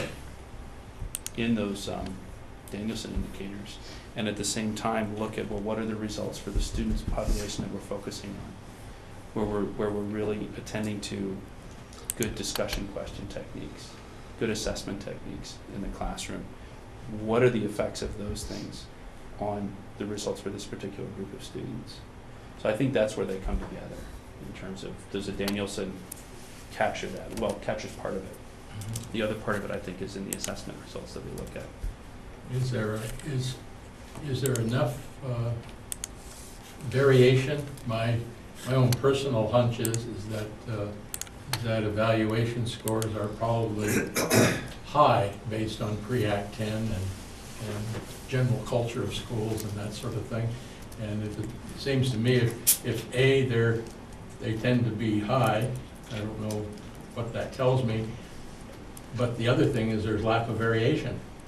Because if there's lack of variation, you have a difficulty distinguishing characteristics or being able to point out to a teacher that why is that low, which enters into the conversation that Andrew was just going to. Yeah, and I think there's been some inconsistencies in the past. I feel really good about where our principals are at right now. You know, having gone through the training and really honing in on using Danielson the way it was intended to be used, and that I feel confident that we're going to do a much better job of that. The training gets to validity, so that yes, so that all 5 principals will, when they look at the same thing, they know one's superlative and the other one's bad, or? Yep. That's how part of the training was, as I understand, they had to watch teachers teach, and then they had to rate them, and then they were rated on how they rated them, so. That's exactly right. I'm trying to get some elucidation. Yes. All right, well, I was trying to give you some. Yeah. I mean, because that's my understanding of what was involved. That's exactly right, exactly and right. our principals did that, and they had, you know, and I remember, you know, early on, and I didn't attend all, in fact, I was very, very little of the time with the principals, but one of the sections that I attended when I was watching that, I remember, you know, the early discussion about, they were discussing with each other how all over the board they were initially. Every one of our principals passed the test on the first try, though, and it's a rigorous assessment. I've talked to other superintendents, they've had principals struggle to pass that, and you're testing exactly that. You observe, and you have to rate, and our principals, I feel very confident that they're. And where are we on this whole thing? So all of our principals have been trained, they've gone through, and we're in the process of implementing this year. Well, that's where we've been. Are we there? Yeah, I feel like we are. Okay. Yeah. Jim? Talked about this a little bit before, but we're in a unique, I guess not unique to Wisconsin, but, I mean, you look at the African American, there's 25, right? You can probably name the kids that aren't achieving. Would we do better hiring more EAs to help individual attention? Would we be better maybe putting a social worker in every district, so in every school, so social emotional learning catches up? And I mean, we should be able to actually sit and discuss like exactly where we were at. Those are excellent questions. I think the most important place is, as Dan said earlier, is the classroom teacher who Right. delivers that's where it all starts. Right. And certainly there's a need for social work support. Mental health needs are an issue that you didn't mention, but that have been mentioned here before, that as an education we struggle with. But I think what we need to do first and foremost is help our teachers grow, in everybody, from a beginning teacher to an experienced teacher, who, somebody who's outstanding already, help them continue to grow to reach more students in their classroom. The question of support beyond that is kind of like a little bit like putting on a sweater when you're cold and then a coat if you're still cold. Is providing more and more support to that classroom teacher for those kids. And I think that's a question that we talk about all the time with in terms of staffing. We talk about that when we look at particularly in reading, what are the results for students who are just receiving core reading instruction? For those who are receiving reading intervention, how are those reading interventions delivered and by whom, and what are the results? And we want, EAs is a very interesting question because we want, there's certainly a role for EAs, but we also want our students with the biggest learning needs to be supported by the most highly qualified expert teachers. And we're very fortunate here to have EAs who do an excellent job, but they're not licensed reading teachers, and so I think your bigger question is, what do we look at supports do we provide for students? And if I'm not misinterpreting your question, and we absolutely will, and I think all of that goes back to when we take this report and close the book on this report and start the next page, start the next chapter. That's one of the key questions to ask: is what did we learn about the way we deliver instruction to students? That here's where we are. Because this is where we are today. Right. So, because you said in Madison, there's 2,000, right? Here we have 25. Right. And I guess I've talked to teachers in our district and other districts, and they can be great teachers, but as we keep piling more and more on them, they don't have the time to really get to know their students to figure out what is going to reach. How can I reach this kid? When, before I used to have time to just sit, spend some time, figure out where he's coming from. Now I don't know where he's coming from. I got to teach him because I have these 10 other things. So that's why. That's a really good point, Jeff. Really and I think, and Andrew already said this, I'm sorry if I'm redundant, but I think the idea is we have to first examine, is good core instruction happening? And if not, what is inhibiting it? Is it because that teacher needs some assistance, or is it those other things you're talking about that is making that so it's not happening? And so we have to identify what that root cause is. If you want to bear with me just for a minute, and I'll email this to you. I should have maybe shared this. I'm just looking at the notes from our administrative team retreat this summer, where we had this exact discussion. And it really, I was really proud of our principals that day. They dug in, and the first question we asked, how's the plan working? And so we've spent a lot of time talking about that, and some of the things that I look back here are the things that we just discussed these last 15 minutes. Not much movement on the whole, some incremental progress, equity, no improvement. The Dibbles, looking at aggregate trend. We'd like to see data from the early years, 2002, for instance, for historical perspective. Sometimes before moving forward, you must convince all stakeholders that there is a problem. Not much data on our strategy implementation or on instruction, exactly what we talked about tonight. What are the cultural components we need to have in place? How are we doing with them? Who are the teachers in our district who are making changes with kids? And what are they doing? So we can learn from that. And outside perspective should be embraced and push us as evident in results. So our principals get it, and our full administrative team.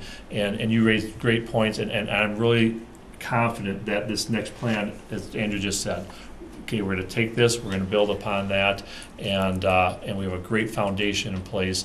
And some of the things we have been doing, we need to continue doing, and some of the things we need to make some adjustments, and we're going to figure that out. And it's going to be an ongoing process. It's not going to write the 3-year plan and say, do that for 3 years. We need to constantly evaluate, going along. But you are confident that the educator effectiveness is in place, it's working, and it is in the process of improvement? Yes, sorry, I got off track from that, but absolutely, yes. I'm raising these questions kind of rhetorically. Yeah. Because the teacher compensation plan Mm-hmm. rests heavily on the educator effectiveness program itself. Yeah. As much as that's a lot of work for our principals, we've provided the support with the TOSA positions and the deans and so on this year. I really, as much as the political side about how that got imposed upon us, we're turning it into a positive thing. And it really is going to be effective for our educators, as titled. Okay, well, thank you. Okay, thank you. All right, on to board reports. I'm going to take a short break before, and then we'll launch into the last few. Because we do still have We're taking a break? things. Yeah, we'll take a short break now, and then. God, we were just getting on the roll. I have it open, so I don't know. I had to text Mike because it occurred to me that he didn't surprise know we have to leave at 6:30 to drive to Milwaukee. Good job. You'll love it, too. You like the question. Guys are wondering. I mean, it's already 9:30. Okay, we're ready to get started again. All of us but Dean are ready. So the next, well, we'll just start. Show up. Talking about California. And the next item is board reports. And we have the Monona Grove Education Foundation. That's all right, we knew you'd wrap it up. So the Monona Grove Education Foundation met on the 11th of November, and actually, understanding this was still 4 days before the big celebration, so they didn't really talk about that. So it's the December report that we'll talk more about that. But they pretty well finished out their Eat Out for Education. We didn't get an update on finances on that. There was an update on the gala, which was November 15th, and they just gave an update on the auction, the food setup, the scheduling, that they'd sold 12 tables. And then they talked about traditions and when that would be printed, scheduling, mailing date, and possible color, use of color. And they put out a sample annual donor letter, reviewed that, and the next meeting is December 9th. There was a little bit of discussion, and Mary O'Connor felt very positive about that, in that they put out an annual donor letter, so if you make a donation, for instance, the people that donated to the John Clement, through John Clement's service, you don't get a letter back saying you've made this donation. So they were talking a little bit about the timing of it. And then we meet December. And actually, the event was great. We knew the roast would be fun, but lots of people were incredibly impressed with the grant reporting of our staff. They were wonderful about keeping it to a short period of time and highlighting the great things that it did for kids and what it meant. And there were a lot of people in the audience who didn't know anything about any of those things and were really impressed and spoke about that. Good. All right. Then on the Teacher Compensation Committee report, Dean? All of you should have something called report to the board regarding teacher compensation. That's by me. And accompanying it is the updated colored sheet of the various steps on the ladder and a document that's called Criterion Process for Career Ladder Advancement, which is updated by Andrew and Dan, based on our updated work on it. So the detail is in that, but to make the report, I'll just summarize it. And I sat down and looked at kind of my notes, and I just have 10 items, and the other members of the committee can add or elaborate. Number one, we have had 3 to 6 teachers actively involved in the discussions and deliberations from almost the beginning, not the first meeting or two, but it's been probably at sometimes even too free a deliberative discussion where we maybe get off track a bit. The career ladder, though, you need to know, has been cut from 6 steps to 5 steps. And we did that by shifting the top step on the ladder, which was teacher leader.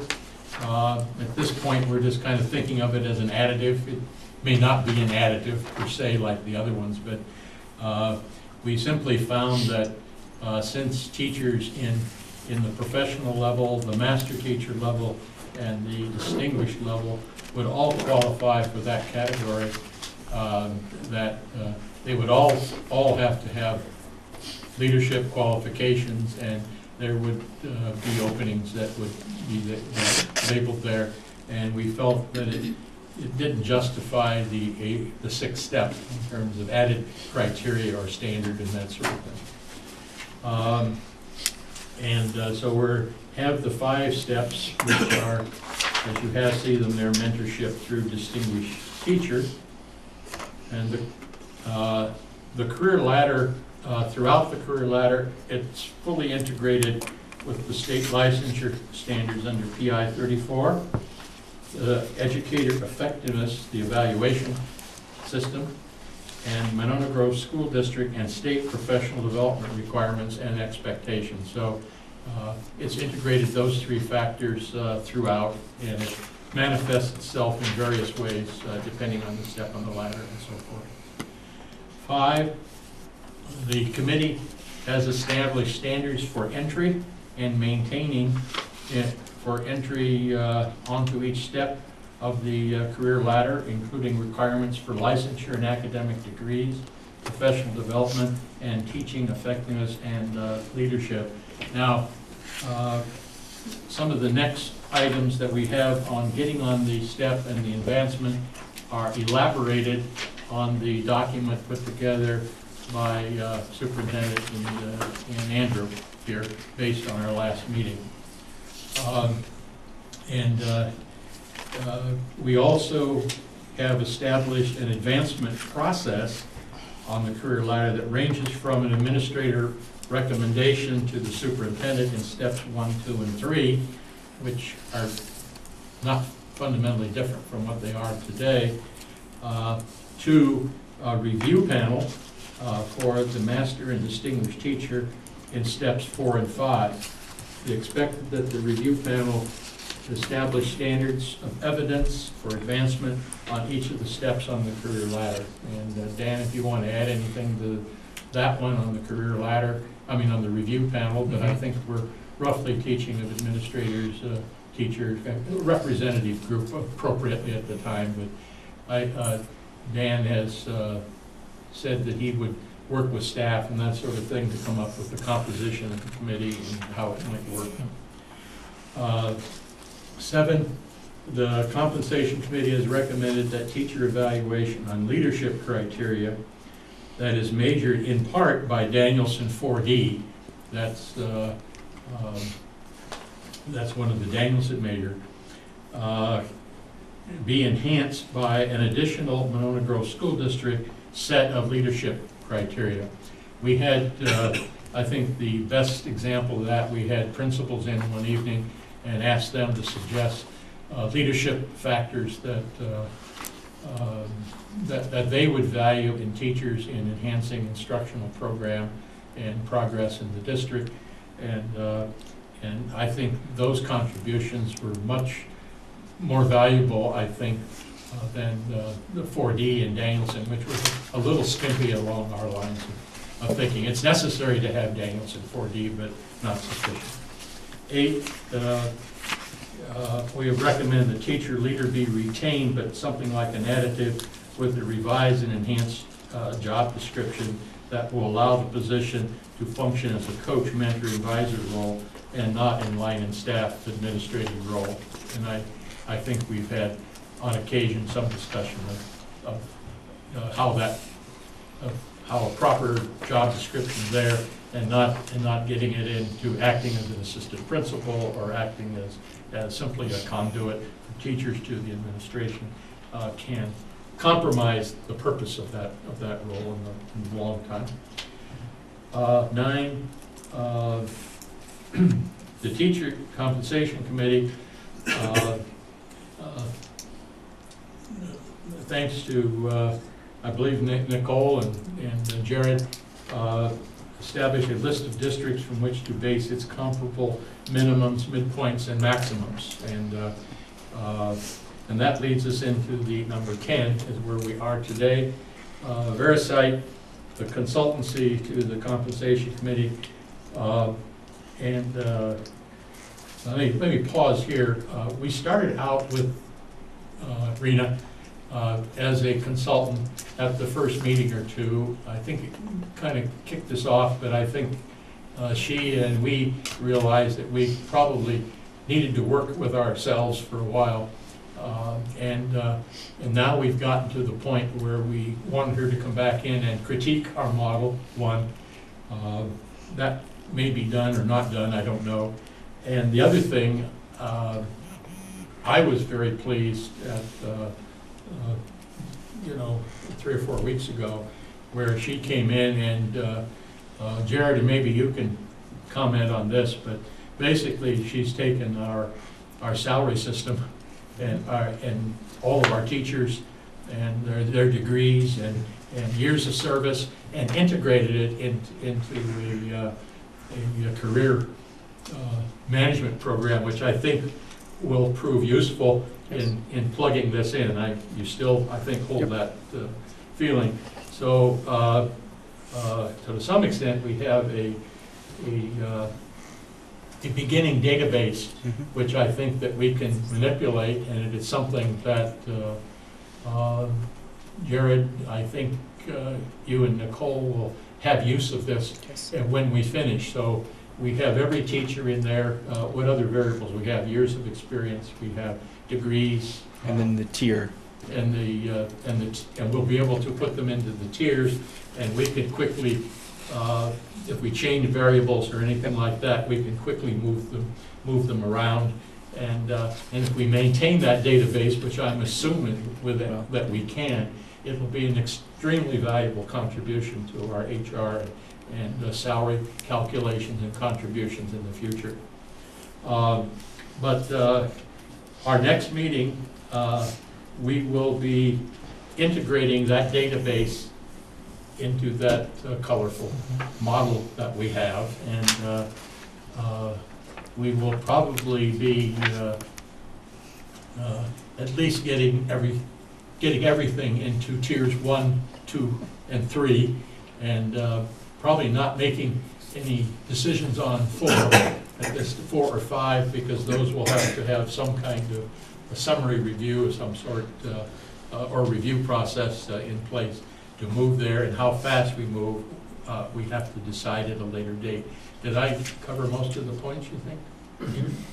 Okay. That's where we are. Dean, this is just great, and it's easy to understand and read. I appreciate your summary. That's very helpful to me.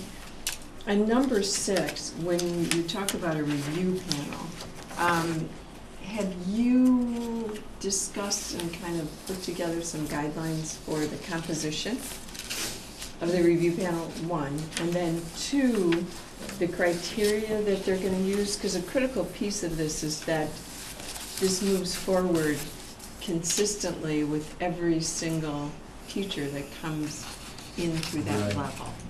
The answer to the second part first is that on this document that I referred to earlier, Okay. has the committee's product and the deliberations on the entry process and the standards, that would not preclude the review panel itself from adopting more or recommending different or other kinds of standards, and the process and the data and the evidence that they will receive.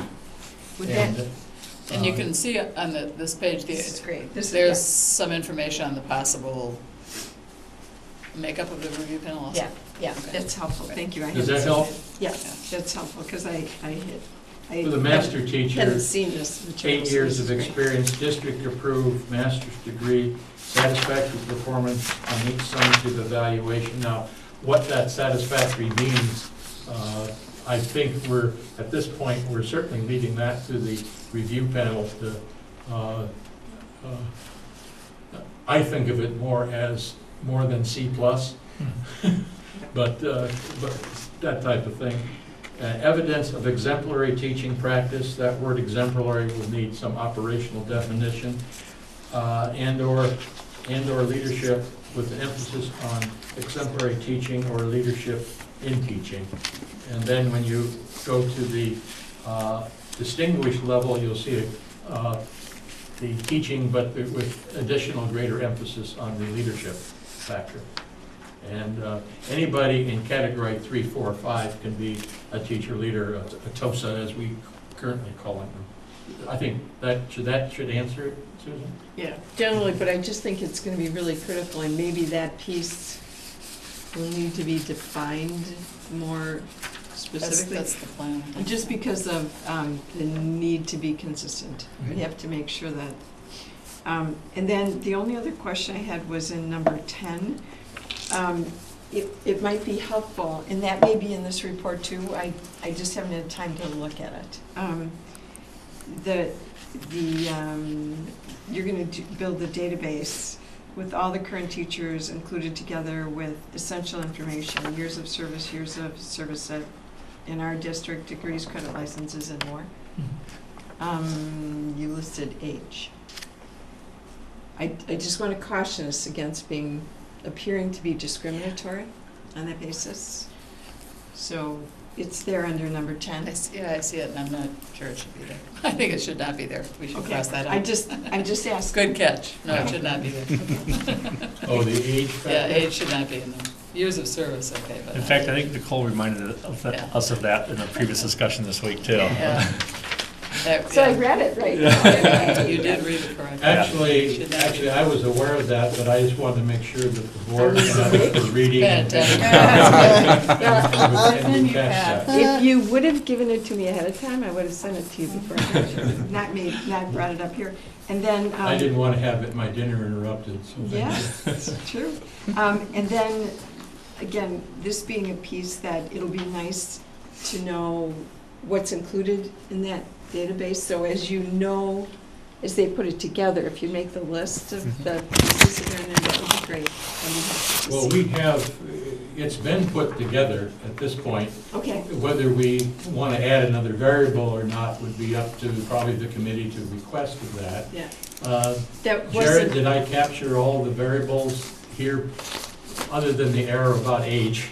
No, I mean, right now, that's pretty much what's in there, other than where the midpoint is, The and comparables you the haven't- comparables and stuff you like haven't that. done Those yet, will be other but, things that are added, to see if we have to catch people up, or how far are we off on the midpoint, and if we move people, So would you make that list and add that piece? Because I'm not sure I really understand how you're gonna put Yeah. comparables into. I think the next numbers. report, Great. we'll do that, and I think that is an important point. When It's a next. we'll add a column to this colored sheet that has the salary range for each of these, Okay. and we'll talk about how we Oh, came great. up with Okay. that, and it will be based upon the comparables and all that, and that's our goal. And I guess the other thing I think should be clear, what we've decided as a committee is that when we put together those salary ranges, we're gonna put what we believe we need in order to retain teachers. Not necessarily what we can afford, but here's the goal of what we'd like to pay in those areas, and then we'll work on the transition plan about how we can eventually get the teachers there. And it's a database of the existing. Jared, I think I'm right in saying that the database that she put together basically includes variables that we already have had Yes. in our system. Yep. And if we wanted to add any different We can ones, add those. that would have to be another time and another place. But right now, we'll proceed from this. Yep. And I'm going to cross out age and ask for forgiveness. But that database, no, seriously, that database, though, I think has been a valuable contribution by Rena and Verisight, because I think it should be very useful for HR and you, Jared, in the future on all these factors as we move into this teacher compensation system. If we want another or a different variable, we can probably add it if it's easily collectible at some point in time. But our next meeting is we're going to be putting things into categories, into steps 1, 2, and 3, and to see where our teachers stand at that point. When you talk about additional degrees, are you going to have any indicator of whether or not that additional degree is, that's one of the things that Susan had kind of talked about, it built a better understanding for me, whether or not that's related to the area that they're teaching in. So you have a master's in marketing and you're teaching? No, all the degrees that we would approve on this would be pre-approved. And it would have to have presumably an instructional value for that. We're also thinking of, we have talked about, we could think about having a foreign language that would be useful in the schools, or in some cases I think that even a second master's degree in some subject areas would be more valuable than a generic doctorate degree or something like that. So those are factors that we've talked about. We're pretty much there on that kind of stuff, but as we put the money into the system, we may find out that different or added variables that we can measure and have value could be added there. But I think we're in pretty good shape right now. Okay. Jeff, yeah. Who will make that call on what is relevant to the degree? Will that be a board call, a superintendent call? Well, at this point, it is district approved, because we've already done that in terms of professional development or degrees that we're paying for, because we're talking about paying for a tuition reimbursement system rather than, in a sense, paying for every credit, master's plus 12 or that sort of thing. That's out of the system now. But what we would be doing would be paying for we'll recognize the ones that are there, but we would be saying that if you want to move up with the master's degree, that master's degree has to bear some relevance and presumably have an impact on where it is you will be teaching or where you might be teaching in the system, and that's basically line of staff call.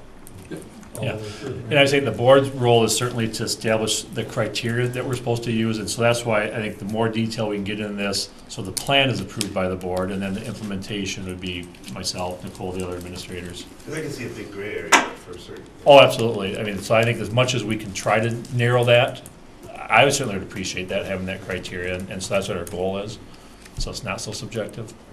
And, but if you have I think most of the research, particularly that document that Susan and I referred to tonight, will show you that master's degrees in subject matter areas make a difference in other countries' educational systems.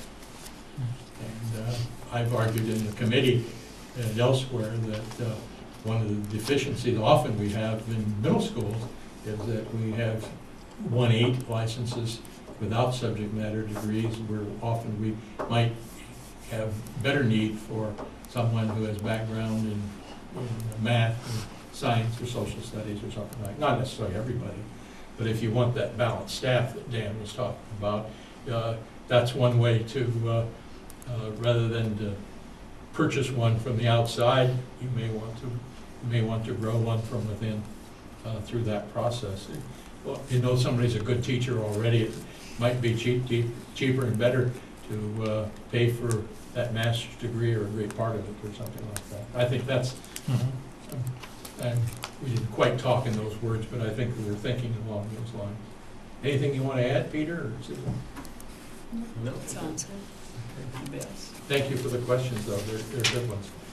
But I think you'll be impressed with the database that we have. It's going to really, I was wondering how we'd ever do it kind of by hand, so to speak. You know, I knew Jared would come up with something magic, but I think getting that database will really help us a lot, because with Jared flicking a switch, we can move people around quickly and see where we are. If we want to add $1,000 on this category with this group, then we can quickly calculate that. Is that am I overstating what I think? I was impressed with it for what it would make for administrative decision making. Nope. Okay, thank you. Thank you. Then the next item is the Personnel Committee. Jessica? My report is not going to be nearly that long. In fact, it's only going to be about 10 seconds. We met on November 19th at 5:30 for a meet and confer with the teachers, and then had a subsequent bargaining session at 6:30. We had really good discussions for our initial meet and confer, and the MGA presented us with some ideas about supplemental income distribution. We plan on meeting again on, I wrote it down, I believe it's December 9th. Yep. For the same format, 5:30 meet and confer, and then 6:30 bargaining session.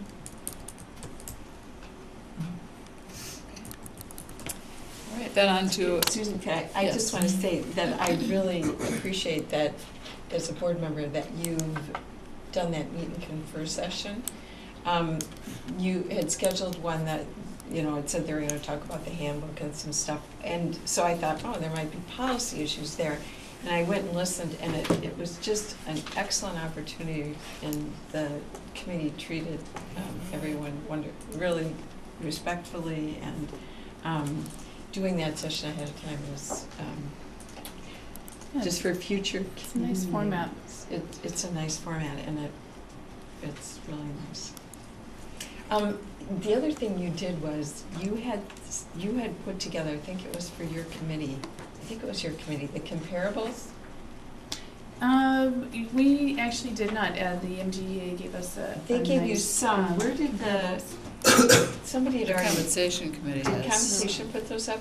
I would Well, just, Nicole put some things together. I'm not sure because what. there had already been some comparables up before before the teachers gave you theirs, remember? I think we had some from maybe, or at least I remember seeing copies the Yeah, last time actually we Nicole talked about it, did but it put some was. together, Yeah. yeah. Oh, okay. And it was for that committee, yeah. Yeah. We have the same list that we have? Yes. Yeah. Yes, it is the same I would list. just mention, because if you aren't on either of those two committees, you might not have seen it. Those are really nice resource documents, Mhm. particularly the one the district did. So at some point, if they hadn't seen them, I don't know, as you bring a Get 'em out report there. forward, you might Everybody just want would to, have accepted, just yeah. post them so Yeah. people can read them if they want to see it. Because Sure. it does tell you a little bit about where we're doing well and. And Dean, I didn't mean to suggest that your report was too long. It's just that mine is always so short, so I always feel bad. Well, when you're talking about Sure. negotiations, there's not much you can say about it. It's not, I mean, I can't really make a chart. Me like that. That's right. At least I wasn't. Appoint those individuals. That is the policy, as I read. Right, so it would I be just think it's it important. would, so what you would do is move to amend the motion to say, may authorize the committee to recommend, strike up word appoint, Right. to recommend additional non-board members and to select a facilitator. Okay. And we don't need the rest of the No, language because then it would be the because president's. policy controls right, that. that's, yeah, that's a I thought reasonable. that's all. That's a all we reasonable. wanted. I actually did include the policies as attachments on Right. board docs, and actually our Yeah. policy doesn't say that. On ad hoc, it doesn't. Well, right? the ad hoc is a little bit unclear, because the ad hoc says also can be a subcommittee of a standing committee, or that standing Yeah. committee can, and so that's not the case here. Right. So I think your the amendment is fine, and I think you can, as a board, decide how you'd like to do that. I think if you, because the policy gives you those guidelines, if you were to make, you can do what you want, basically, is my point. I don't think it's gonna, my intention was not to make a substantive change. Yeah. Yeah, It was I mean. just to resolve any questions about that's hard to Thank say. you. Policy. What, it's on the policy or the rule? It's on the Oh, I'm policy, not sorry, I the was rule, looking at so the rule. it is, Thank you. the policy does say That's that, but right. the board president Again, doesn't. So I think that's fine, so you Okay. moved to change the word Okay. recommend, so is there a second for that? Yes. Jeff, okay, so it's been moved and And seconded. I also just want to clarify that even though it authorizes the committee, I think particularly because it may include staff, that we don't have to say that the superintendent will be consulted. It would be assumed that they would be, right? Well, right. Okay. Follow Yeah. policy. I just Okay, wanna I say was- The that out policy loud. does say that, I mean, yeah, Perfect. right, so Okay. that's, Yep, yeah. thank you, that was Okay. my error, I should have. Yeah, yeah, because this committee will just be the up to 3 board members. Right. Clearly, the committee later needs to be much bigger than that, needs to Well, include and other I people. think that And the going to the superintendent will be there. 3 is wise, Well, and it's I up to strongly 3. We'll support that. Yeah, right. If you can't fill it, you can't fill it, but at least you don't have, you have 3 to resolve the issue. Okay, so we need to first vote on the amendment to change the word appoint to recommend. That's been moved and seconded. All those in favor signify by saying aye. Aye. Opposed? Motion carries. Then we would vote on the main motion to create the committee, as we just discussed. Any further discussion on that? Not all those in favor signify by saying aye. Aye. Opposed? Motion carries. So how about if people get their willingness to serve on this committee to me by, we'd like to get up and running with this. I'd like to probably have our first organization meeting in December. In sometime. December yet. So if people could express your interest to me, I don't know, by Monday, is that reasonable? I mean, it gives you like the rest, I know we're coming up on the holiday, but some people know right now that they're interested. And others of you can kind of think about it and decide. And then we will, You can probably, when you make your appointments, instead of just by email notifying. yeah, I was gonna say just to notify people, and then we can figure out a date. It probably won't be before the 1st December. Well, we only have one board meeting in December, so it could be. I mean, Mhm. that committee could meet before that, we'll see. Yeah. Okay. Do you anticipate how many So- other committees, as we're going forth here? Well, you'll We'll see be one, continuing with the compensation committee. Right. right, And we'll have this Insurance. one, and then you're going to want to have an investment committee. Actually, no, that would not be a board that won't committee. be a board committee, that'll be a staff. Yeah, That will be a staff committee? Well, that's to be determined. yeah, That may or may not That'll be a include committee board without members. board members? It could. or it might have one or something. Okay. Yeah. Yeah. But it's conceivable that there might be some Right. representatives on it, and then we have, I raised that Yeah. point last time because Well, and we're spread thin. Yeah. So I How don't, many Point board well committees taken. do there we wouldn't have? be any more board committees that are formed. There might be some committees that there would be a board or 2 board members serving on, but right. that makes sense. And Okay. speaking of that, the next item is another committee. Discussion and possible approval of creation of a healthcare benefits planning committee, but this is an example of one where there would most likely be one board member. Okay. Dan? So again, we talked about this at the last meeting, and we actually had Al Yeager from Associated Financial Group here to help facilitate that discussion. And so this is an example of one that I believe we need a committee, that this would not be a board committee, and technically, this probably wouldn't require board approval. It'd be something that I could just form to help me bring a recommendation to the board in the future. But since we haven't had this sort of committee, I think I'm asking for board approval to make it clear that this is a direction the board would like to go to authorize me to create this committee. And then with that, I think it would be prudent to have board representation on there as well. And again, based upon policy, as far as any board representation, I would assume that the board president could make that appointment, to that committee. So what I'm asking for is basically the authorization to give me the charge to create a committee in order to come back with a recommendation regarding healthcare benefits. Not with a timeline on this one. Will take as long as it would take to make that recommendation. Will this committee involve any kind of meet and confer, or? Yeah, I would expect that absolutely all, we want to make sure we have representation from all of our employee groups. So not only, teacher, professional staff and support staff, because all of our employee groups are eligible for healthcare benefits. So we want to make sure we have good Those representation. groups beyond the committee, or? will Yes. Right. Yeah. Representation. Yeah. And then Dan, I just wanted to ask too, do we want to, understanding that people are spread thin, Mhm. I totally get that. But I think just to be consistent, so you only appoint 2 people, that's fine, or only 2 people can serve. But I would leave that board president up to 3. That gives you a limit of 3. You're trying to get to the 3 that would resolve if 2 were, but if you don't have them, that's fine. It just says I'd up probably to. prefer to leave it up to 2, because I think we really only need 1 on this. But if you'd like to make that as a motion to, I mean, if you could, like, if you'd want to. So you want to make the motion and then make the amendment? and we'll Well, just no, see you what don't have goes. to, you could make the motion with that amendment in it, or we could, I mean, I don't know. I guess, this really is a staff committee. The city, for example, has no city council people on it when they do it. The previous insurance committee had 1 board member on it, historically in Monona Grove. So I'm more comfortable saying up to 2. I guess I think it starts to become unwieldy, and I think I go to Dean's point of 3. It's just too many. It's Yeah. a different kind of committee, so I It is very understand different. that. I It's just really thought staff. I'd throw it out and get a Yeah. feedback on it, and that's good feedback. Yeah. So I guess I'm okay with that. okay. Okay. So given So that, then, I won't make any motion, I won't make any movement to Okay. change. and you could actually make the motion if you want to read Okay, it. I would Otherwise, just like read to it. make the motion to authorize the superintendent to create and appoint members to a healthcare benefits planning committee whose charge is to make a recommendation to the board regarding healthcare benefit coverage and providing, to authorize the board president to appoint up to 2 board members to the committee. Is there a second? Second. Okay, it's been moved and seconded. Any other comments or questions about this committee? Okay, it's been moved and seconded. All those in favor signify by saying aye. Aye. Opposed? Motion carries.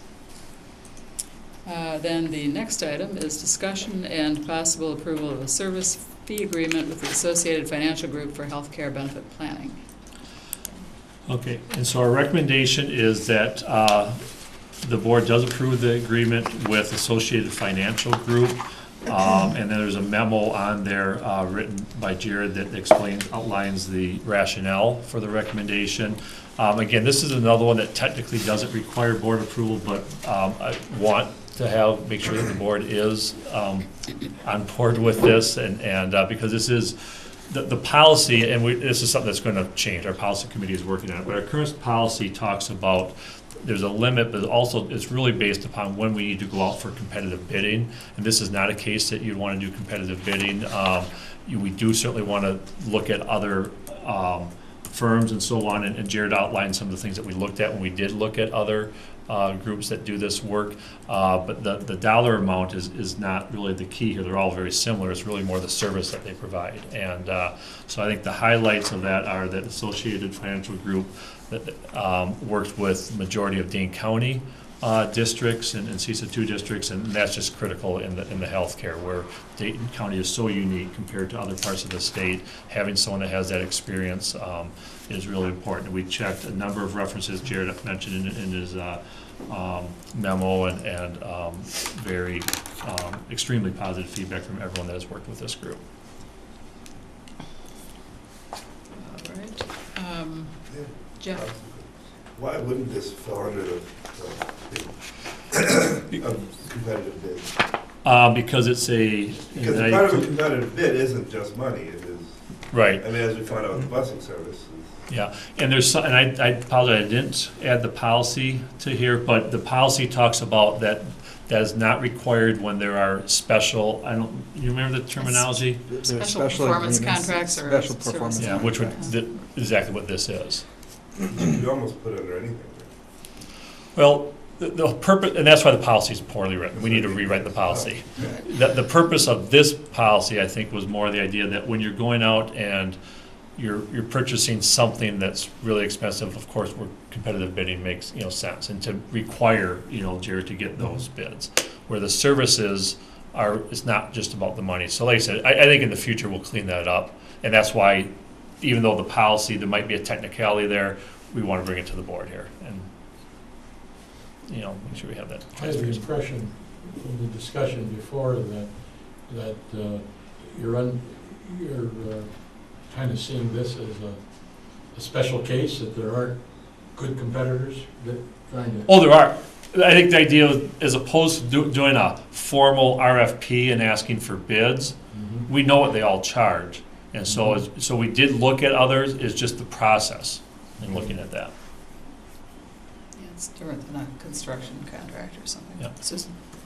Plus, it was very helpful to me to have Jared put the material together, why this group, and it shows that they did look at other groups, that they compared the other groups, and then what will they do. One of my concerns is that what they're gonna do for us is really clearly outlined here. The service fee agreement is, what I would like to do is see you incorporate this language about the strategic planning into the, it's pretty different. So I want to make sure that what our expectation is from Jared's document is going to be met. I don't want to have somebody come back later and say, oh, that isn't exactly what we do, quote unquote.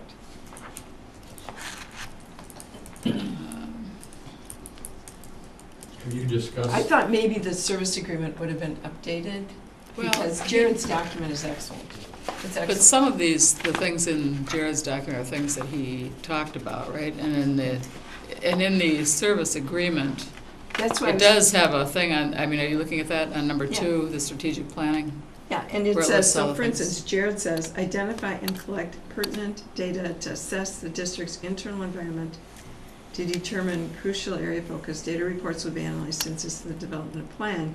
So when we were talking about that, we were talking about where we are and what kind of healthcare we currently, benefits we currently provide. I just want to make it clear that that's an expectation. Oh, that, In the language of those two pieces, Wrong one. so. isn't that exact language? Yeah, That exact it is. language is in. That's why I'm So I'm- asking for to make sure Sure. the things we discussed about, that you were telling me about in that meeting, Yep. are clearly delineated. So for instance, it's the same thing, an appetite for change. It's my impression from that discussion, which was excellent, was you're gonna look at what we currently provide, and then look at what comparables provide. Look at what the costs on those are.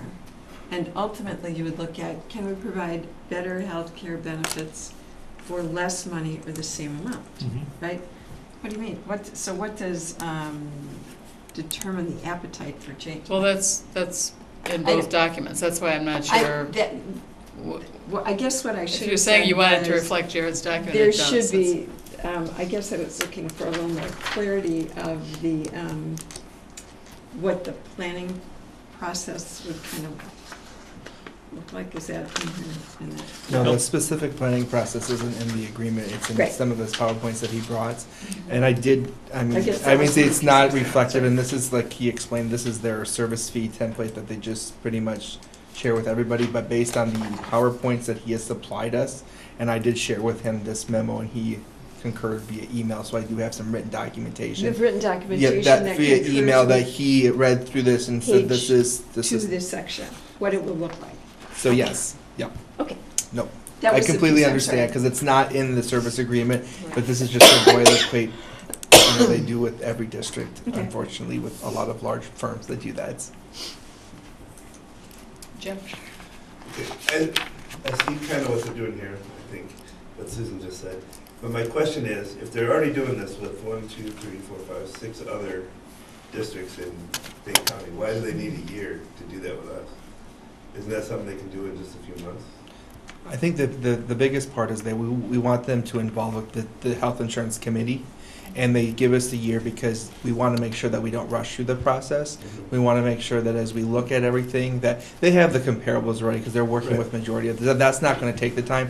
I think where the time's going to come in is meeting with our staff, meeting with the committee, and then going out and doing those listening sessions, and making sure that everybody has, because we have to, there's a couple of phases, obviously, that's listed here, but we have to educate our staff to make sure our staff understands what's really being offered, and then educate them on what comparables looking apples to apples. So that's where that time commitment comes in, is just being able to schedule those meetings and being able to. So we say it's a year-long process. Part of it is because we just renewed our health insurance, and so we want to make sure that this is something that's done. So if you want to go out for an RFP for health insurance or negotiate something, it takes about a year to get to that point. So it might be done in 6 months, it might be done, but their fee is saying over a year-long commitment, the cost is the $25,000. but we're gonna plan that it's gonna take 12 months, but if it takes 6 months, well, you were fast, you were able to have more meetings, staff bought on a lot sooner, and making sure those types of things So happen. could we do a 6-month contract with? Their fee is still the same. Oh, really? Yeah, because the fee is an annual fee, so we don't have to renew the fee, or the contract for next year. You know, we can walk through this process. At the end of this process, we can make the decision if we want to go out for an RFP. That would be incorporated in this. However, they don't break it out where they just do the strategic plan and not an RFP process. They want to walk you through the whole process, and then you as the district decide that. Now, a lot of districts continue on because then they continue to monitor that. Well, that would be a decision that we will need to make at that time if we want to renew the contract or not. But based on the conversations that I've had with him, is this is their flat fee. To do this, it doesn't matter if it takes 2 months or it takes 12 months. Do we know if they've charged the same to all the other 6 districts? The other districts that we have, they're all a little bit different, and part of that's based on the work that they're gonna do, plus the number of employees that they're looking at. So, we're very similar to Stoughton, like a couple of $1,000s difference. More or less? For us, we're less. So, and that's something I should probably talk about. There's a number of firms. There's larger firms, there's medium firms, and there's small firms. We decided to look at 3 firms.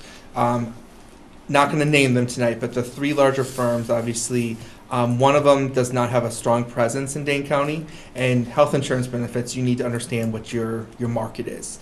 It's easy for someone to come in and say you should do this, but if they don't understand what our market is, it might, obviously our employees are the district could be upset with that. The other firm was more interested in coming in and just going and saying, okay, let's look at your plan, and now let's go out and bid and see who comes in the lowest. Well, the state plan doesn't bid. You're going to get what you get from the state plan. We could decide to go with 1 firm or 2 firms. What the part of it was is they don't really walk through that strategic planning process to make sure that we understand and we do that education. I think that's important, especially with this year. Now, in the future years, if we're into that where we leave the state plan, or we feel like our employees have a strong understanding of what the state plan looks like, and we as administration and the board have an understanding of what our employees want, we might decide to go with a company that's just straight, let's issue an RFP. They're going to come in and be the experts to say apples to apples. Right now, since it's such a contrast and we haven't done it, I think it's important to have a company that's going to come in and assist the committee in making sure that we ask those questions and be able to break it apples to apples. Because one of the things that I've learned when I was just talking with Milton Cross Plains, they have one of the lowest health insurance premiums. Well, they also don't have deductibles like we do, but there's one big change. They have health assessments that people have to do. Right or wrong, but that's something that unless you understood what health insurance and those right questions, that's where the importance of a consultant to make sure that you're really comparing apples to apples and that you're not going from a big open plan to a plan that they say, yes, you can go to pretty much every doctor that you want to, but what happens if there's 5 or 6 doctors? And this is where the consultant helps us in making sure that we're comparing the true apples to apples. So would it be better for us to wait a couple months till we appoint our healthcare committee, so that way we have the full use of the 12 months? Because if we hire them now, we don't get the healthcare committee for 6 months. So one of the things is that they'll work with the healthcare committee.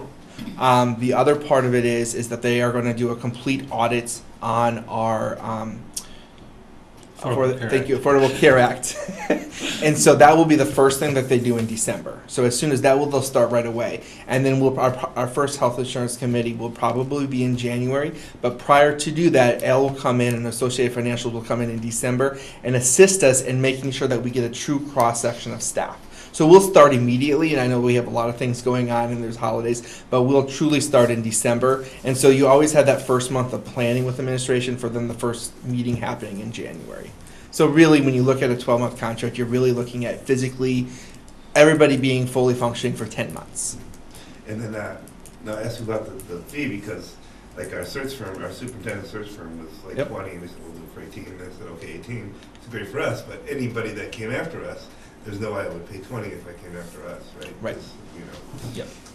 I don't care what your fee is, this is what your fee is here. That's right, because I had even asked if we could separate the RFP process to bring that price down, because I don't want to say that we're for sure doing that. Right. We need to go through the process, and then, they want to keep the the process whole. They don't want to be slicing it up.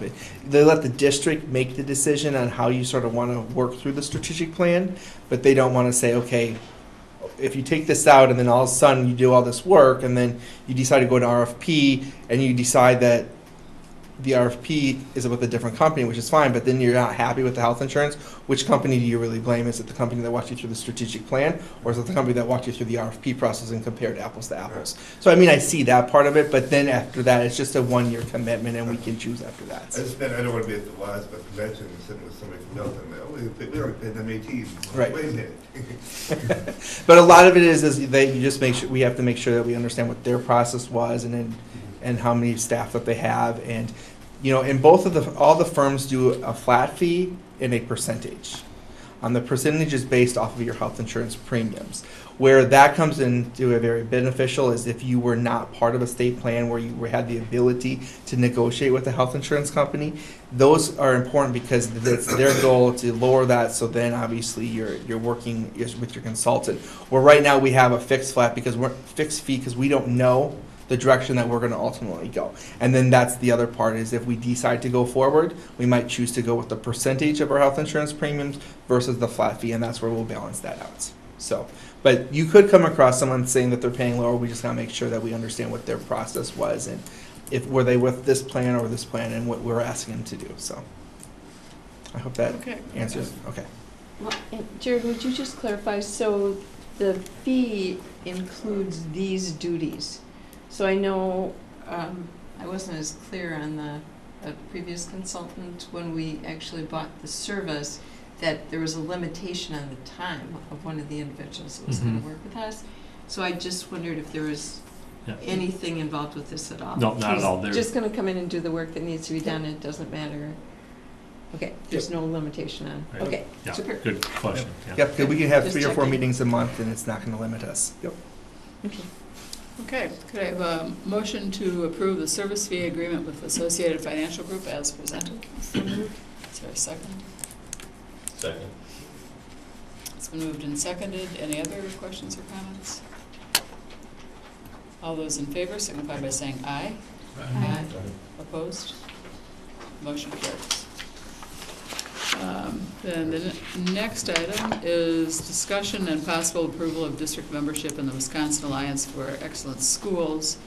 And again, we talked about this the last meeting, and I think if you ever needed an argument for why we should do this, you heard it tonight from our legislators and from the comments that we've heard.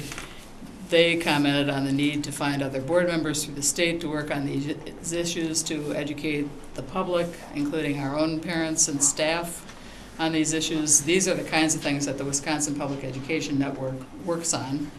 And the funding through WAYS is the fiduciary group that for WPN to PEN to have a director. The other supporter of this, and actually he's a member of WPN, is John Forrester from the School Administrators Alliance. And if you read his summary sheet that came with that report that he wrote, where he says the focus of this work is to continue to raise the academic bar for all students while closing gaps in performance groups, but he talks also about the need to just to communicate with the public, pointing out that in this press release that what we're trying to do is seeking to improve our children's educational opportunities by focusing on evidence rather than ideology and raising the level of dialogue on educational policy in Wisconsin. I think the latter part is probably key. And we also heard from legislators and from this group and from the School Administrators Association is the need to take a long-term approach. We know we can't do much with this current legislature. We have to look beyond that, beyond the next election, beyond the next legislative session, and expand this conversation and build capacity so that we can get this message out more effectively.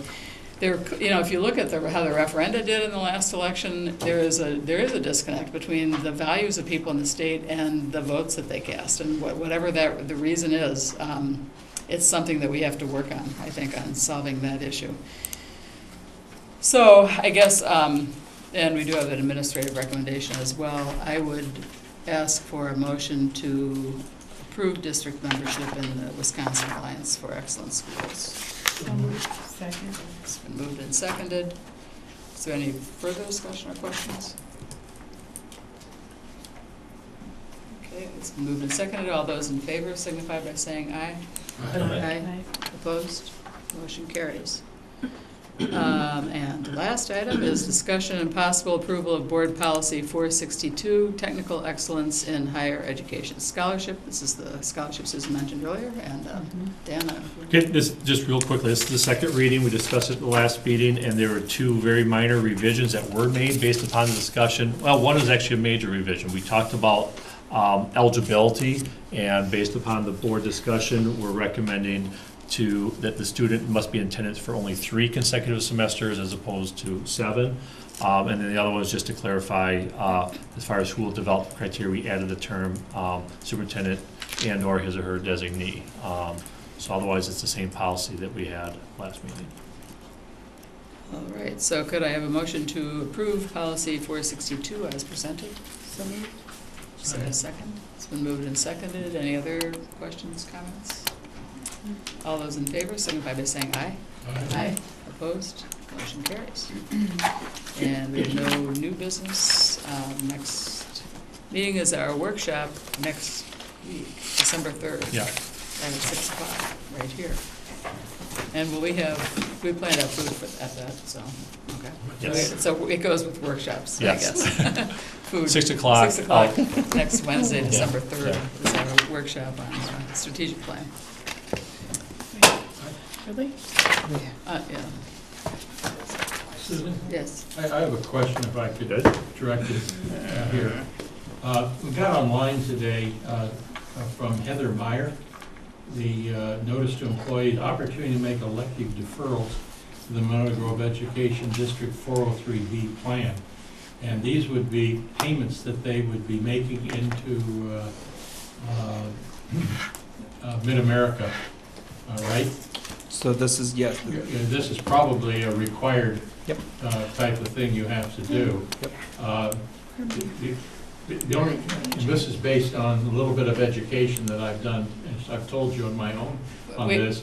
We are off the agenda here. Are we adjourned? We're adjourned. Didn't we adjourn? No, we didn't adjourn yet, no. Oh, We're not adjourned. We we're didn't gonna have to adjourn before we talk. Well, we can't talk about it, so. Well, we really can't talk about it. So anyway, your But I question is just, sent is a that a letter- routine thing or not? Is that what your I question is? sent a or- letter to Jared too. My question would be is that, I think the investment committee will have issues with how these Mid-America funds are transferred. I think that might be true, but we do need to save that for a few further Okay, discussion. but I'm raising the issue that. So the investment won't be part of this. This Right, is, that's a they're separate, they're two separate things. Yep. So this Yeah, is I surprise. know, but transferring these accounts into anything new that you have may affect where they put their money. Gotcha. Yeah, that'll be a future business topic. All right, then could I have a motion to adjourn? Are you going to do future agenda items? We just did. Oh, well, do we have future agenda items? Sorry, can't. I moved on to future I would meetings. argue we can't do that because Oh, we we missed adjourned. it. We haven't Well, adjourned. We didn't adjourn. We haven't adjourned. Joyce said We have didn't not adjourn. adjourned. I have no motions. But, so it's future agenda items, and Recommend that we don't go past but the I just 10:30. jumped to future meetings, but do we have a future agenda item? Peter? Thank you. Sorry. Teacher compensation committee, you know, when we go to a new compensation plan, there will be transitional costs. And one of the things that I would like to do is consider having a referendum to ask the public to assist the district in these transitional costs, rather than taking them out of fund balance or whatever. In order to do that in April, we would need to have something on the agenda in January, which means we have next month to, we have to approve it as a board in January. So I would like to, in the next month, in December, actually, our first meeting in December, have a discussion of that, so that we have time, if we wish to properly go through the process and draft a referendum. Referendum for what? It would be on the. To assist with, to help us with Yeah, transitional because costs discussion, of sure. moving to the new teacher compensation plan. Okay, so December 17th, which is our only regular board meeting in December, we'll put that on that agenda. What's the schedule for the that would be sufficient time, that's why I was looking at you, because I can't remember how many days. Yeah, we had the 72 days. days, 70 I- days, Okay. which is the middle of January. Don't. This will be just for discussion in December, we're not committing to doing But it. wouldn't we be expected to approve the teacher compensation plan before we start talking about going out for referendum? Well, we. To Well, transition. no, you could have the I think you could have the discussion, based Oh. on what the plan looks like. I mean, we already will Sure. have an idea, If I we, think, by if we have an estimate of by cost, the that's all we need, 17th. and an intention to go. of what the cost would be to Okay. catch, so yeah, we could talk about, because it's all conceptual at that point, so this Okay. discussion would be conceptual too. And if you approve the referendum, you don't actually have to take the money. True. This Although, is true. we'll You don't save, actually have we'll to. save, that's true.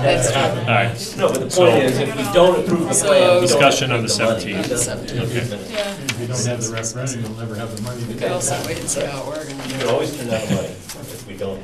Okay, any other future agenda items? Sorry, I was remiss, I had one written down here, which was future, for way in the future, posted job descriptions and another report. Dean, did you want more information on the investment committee?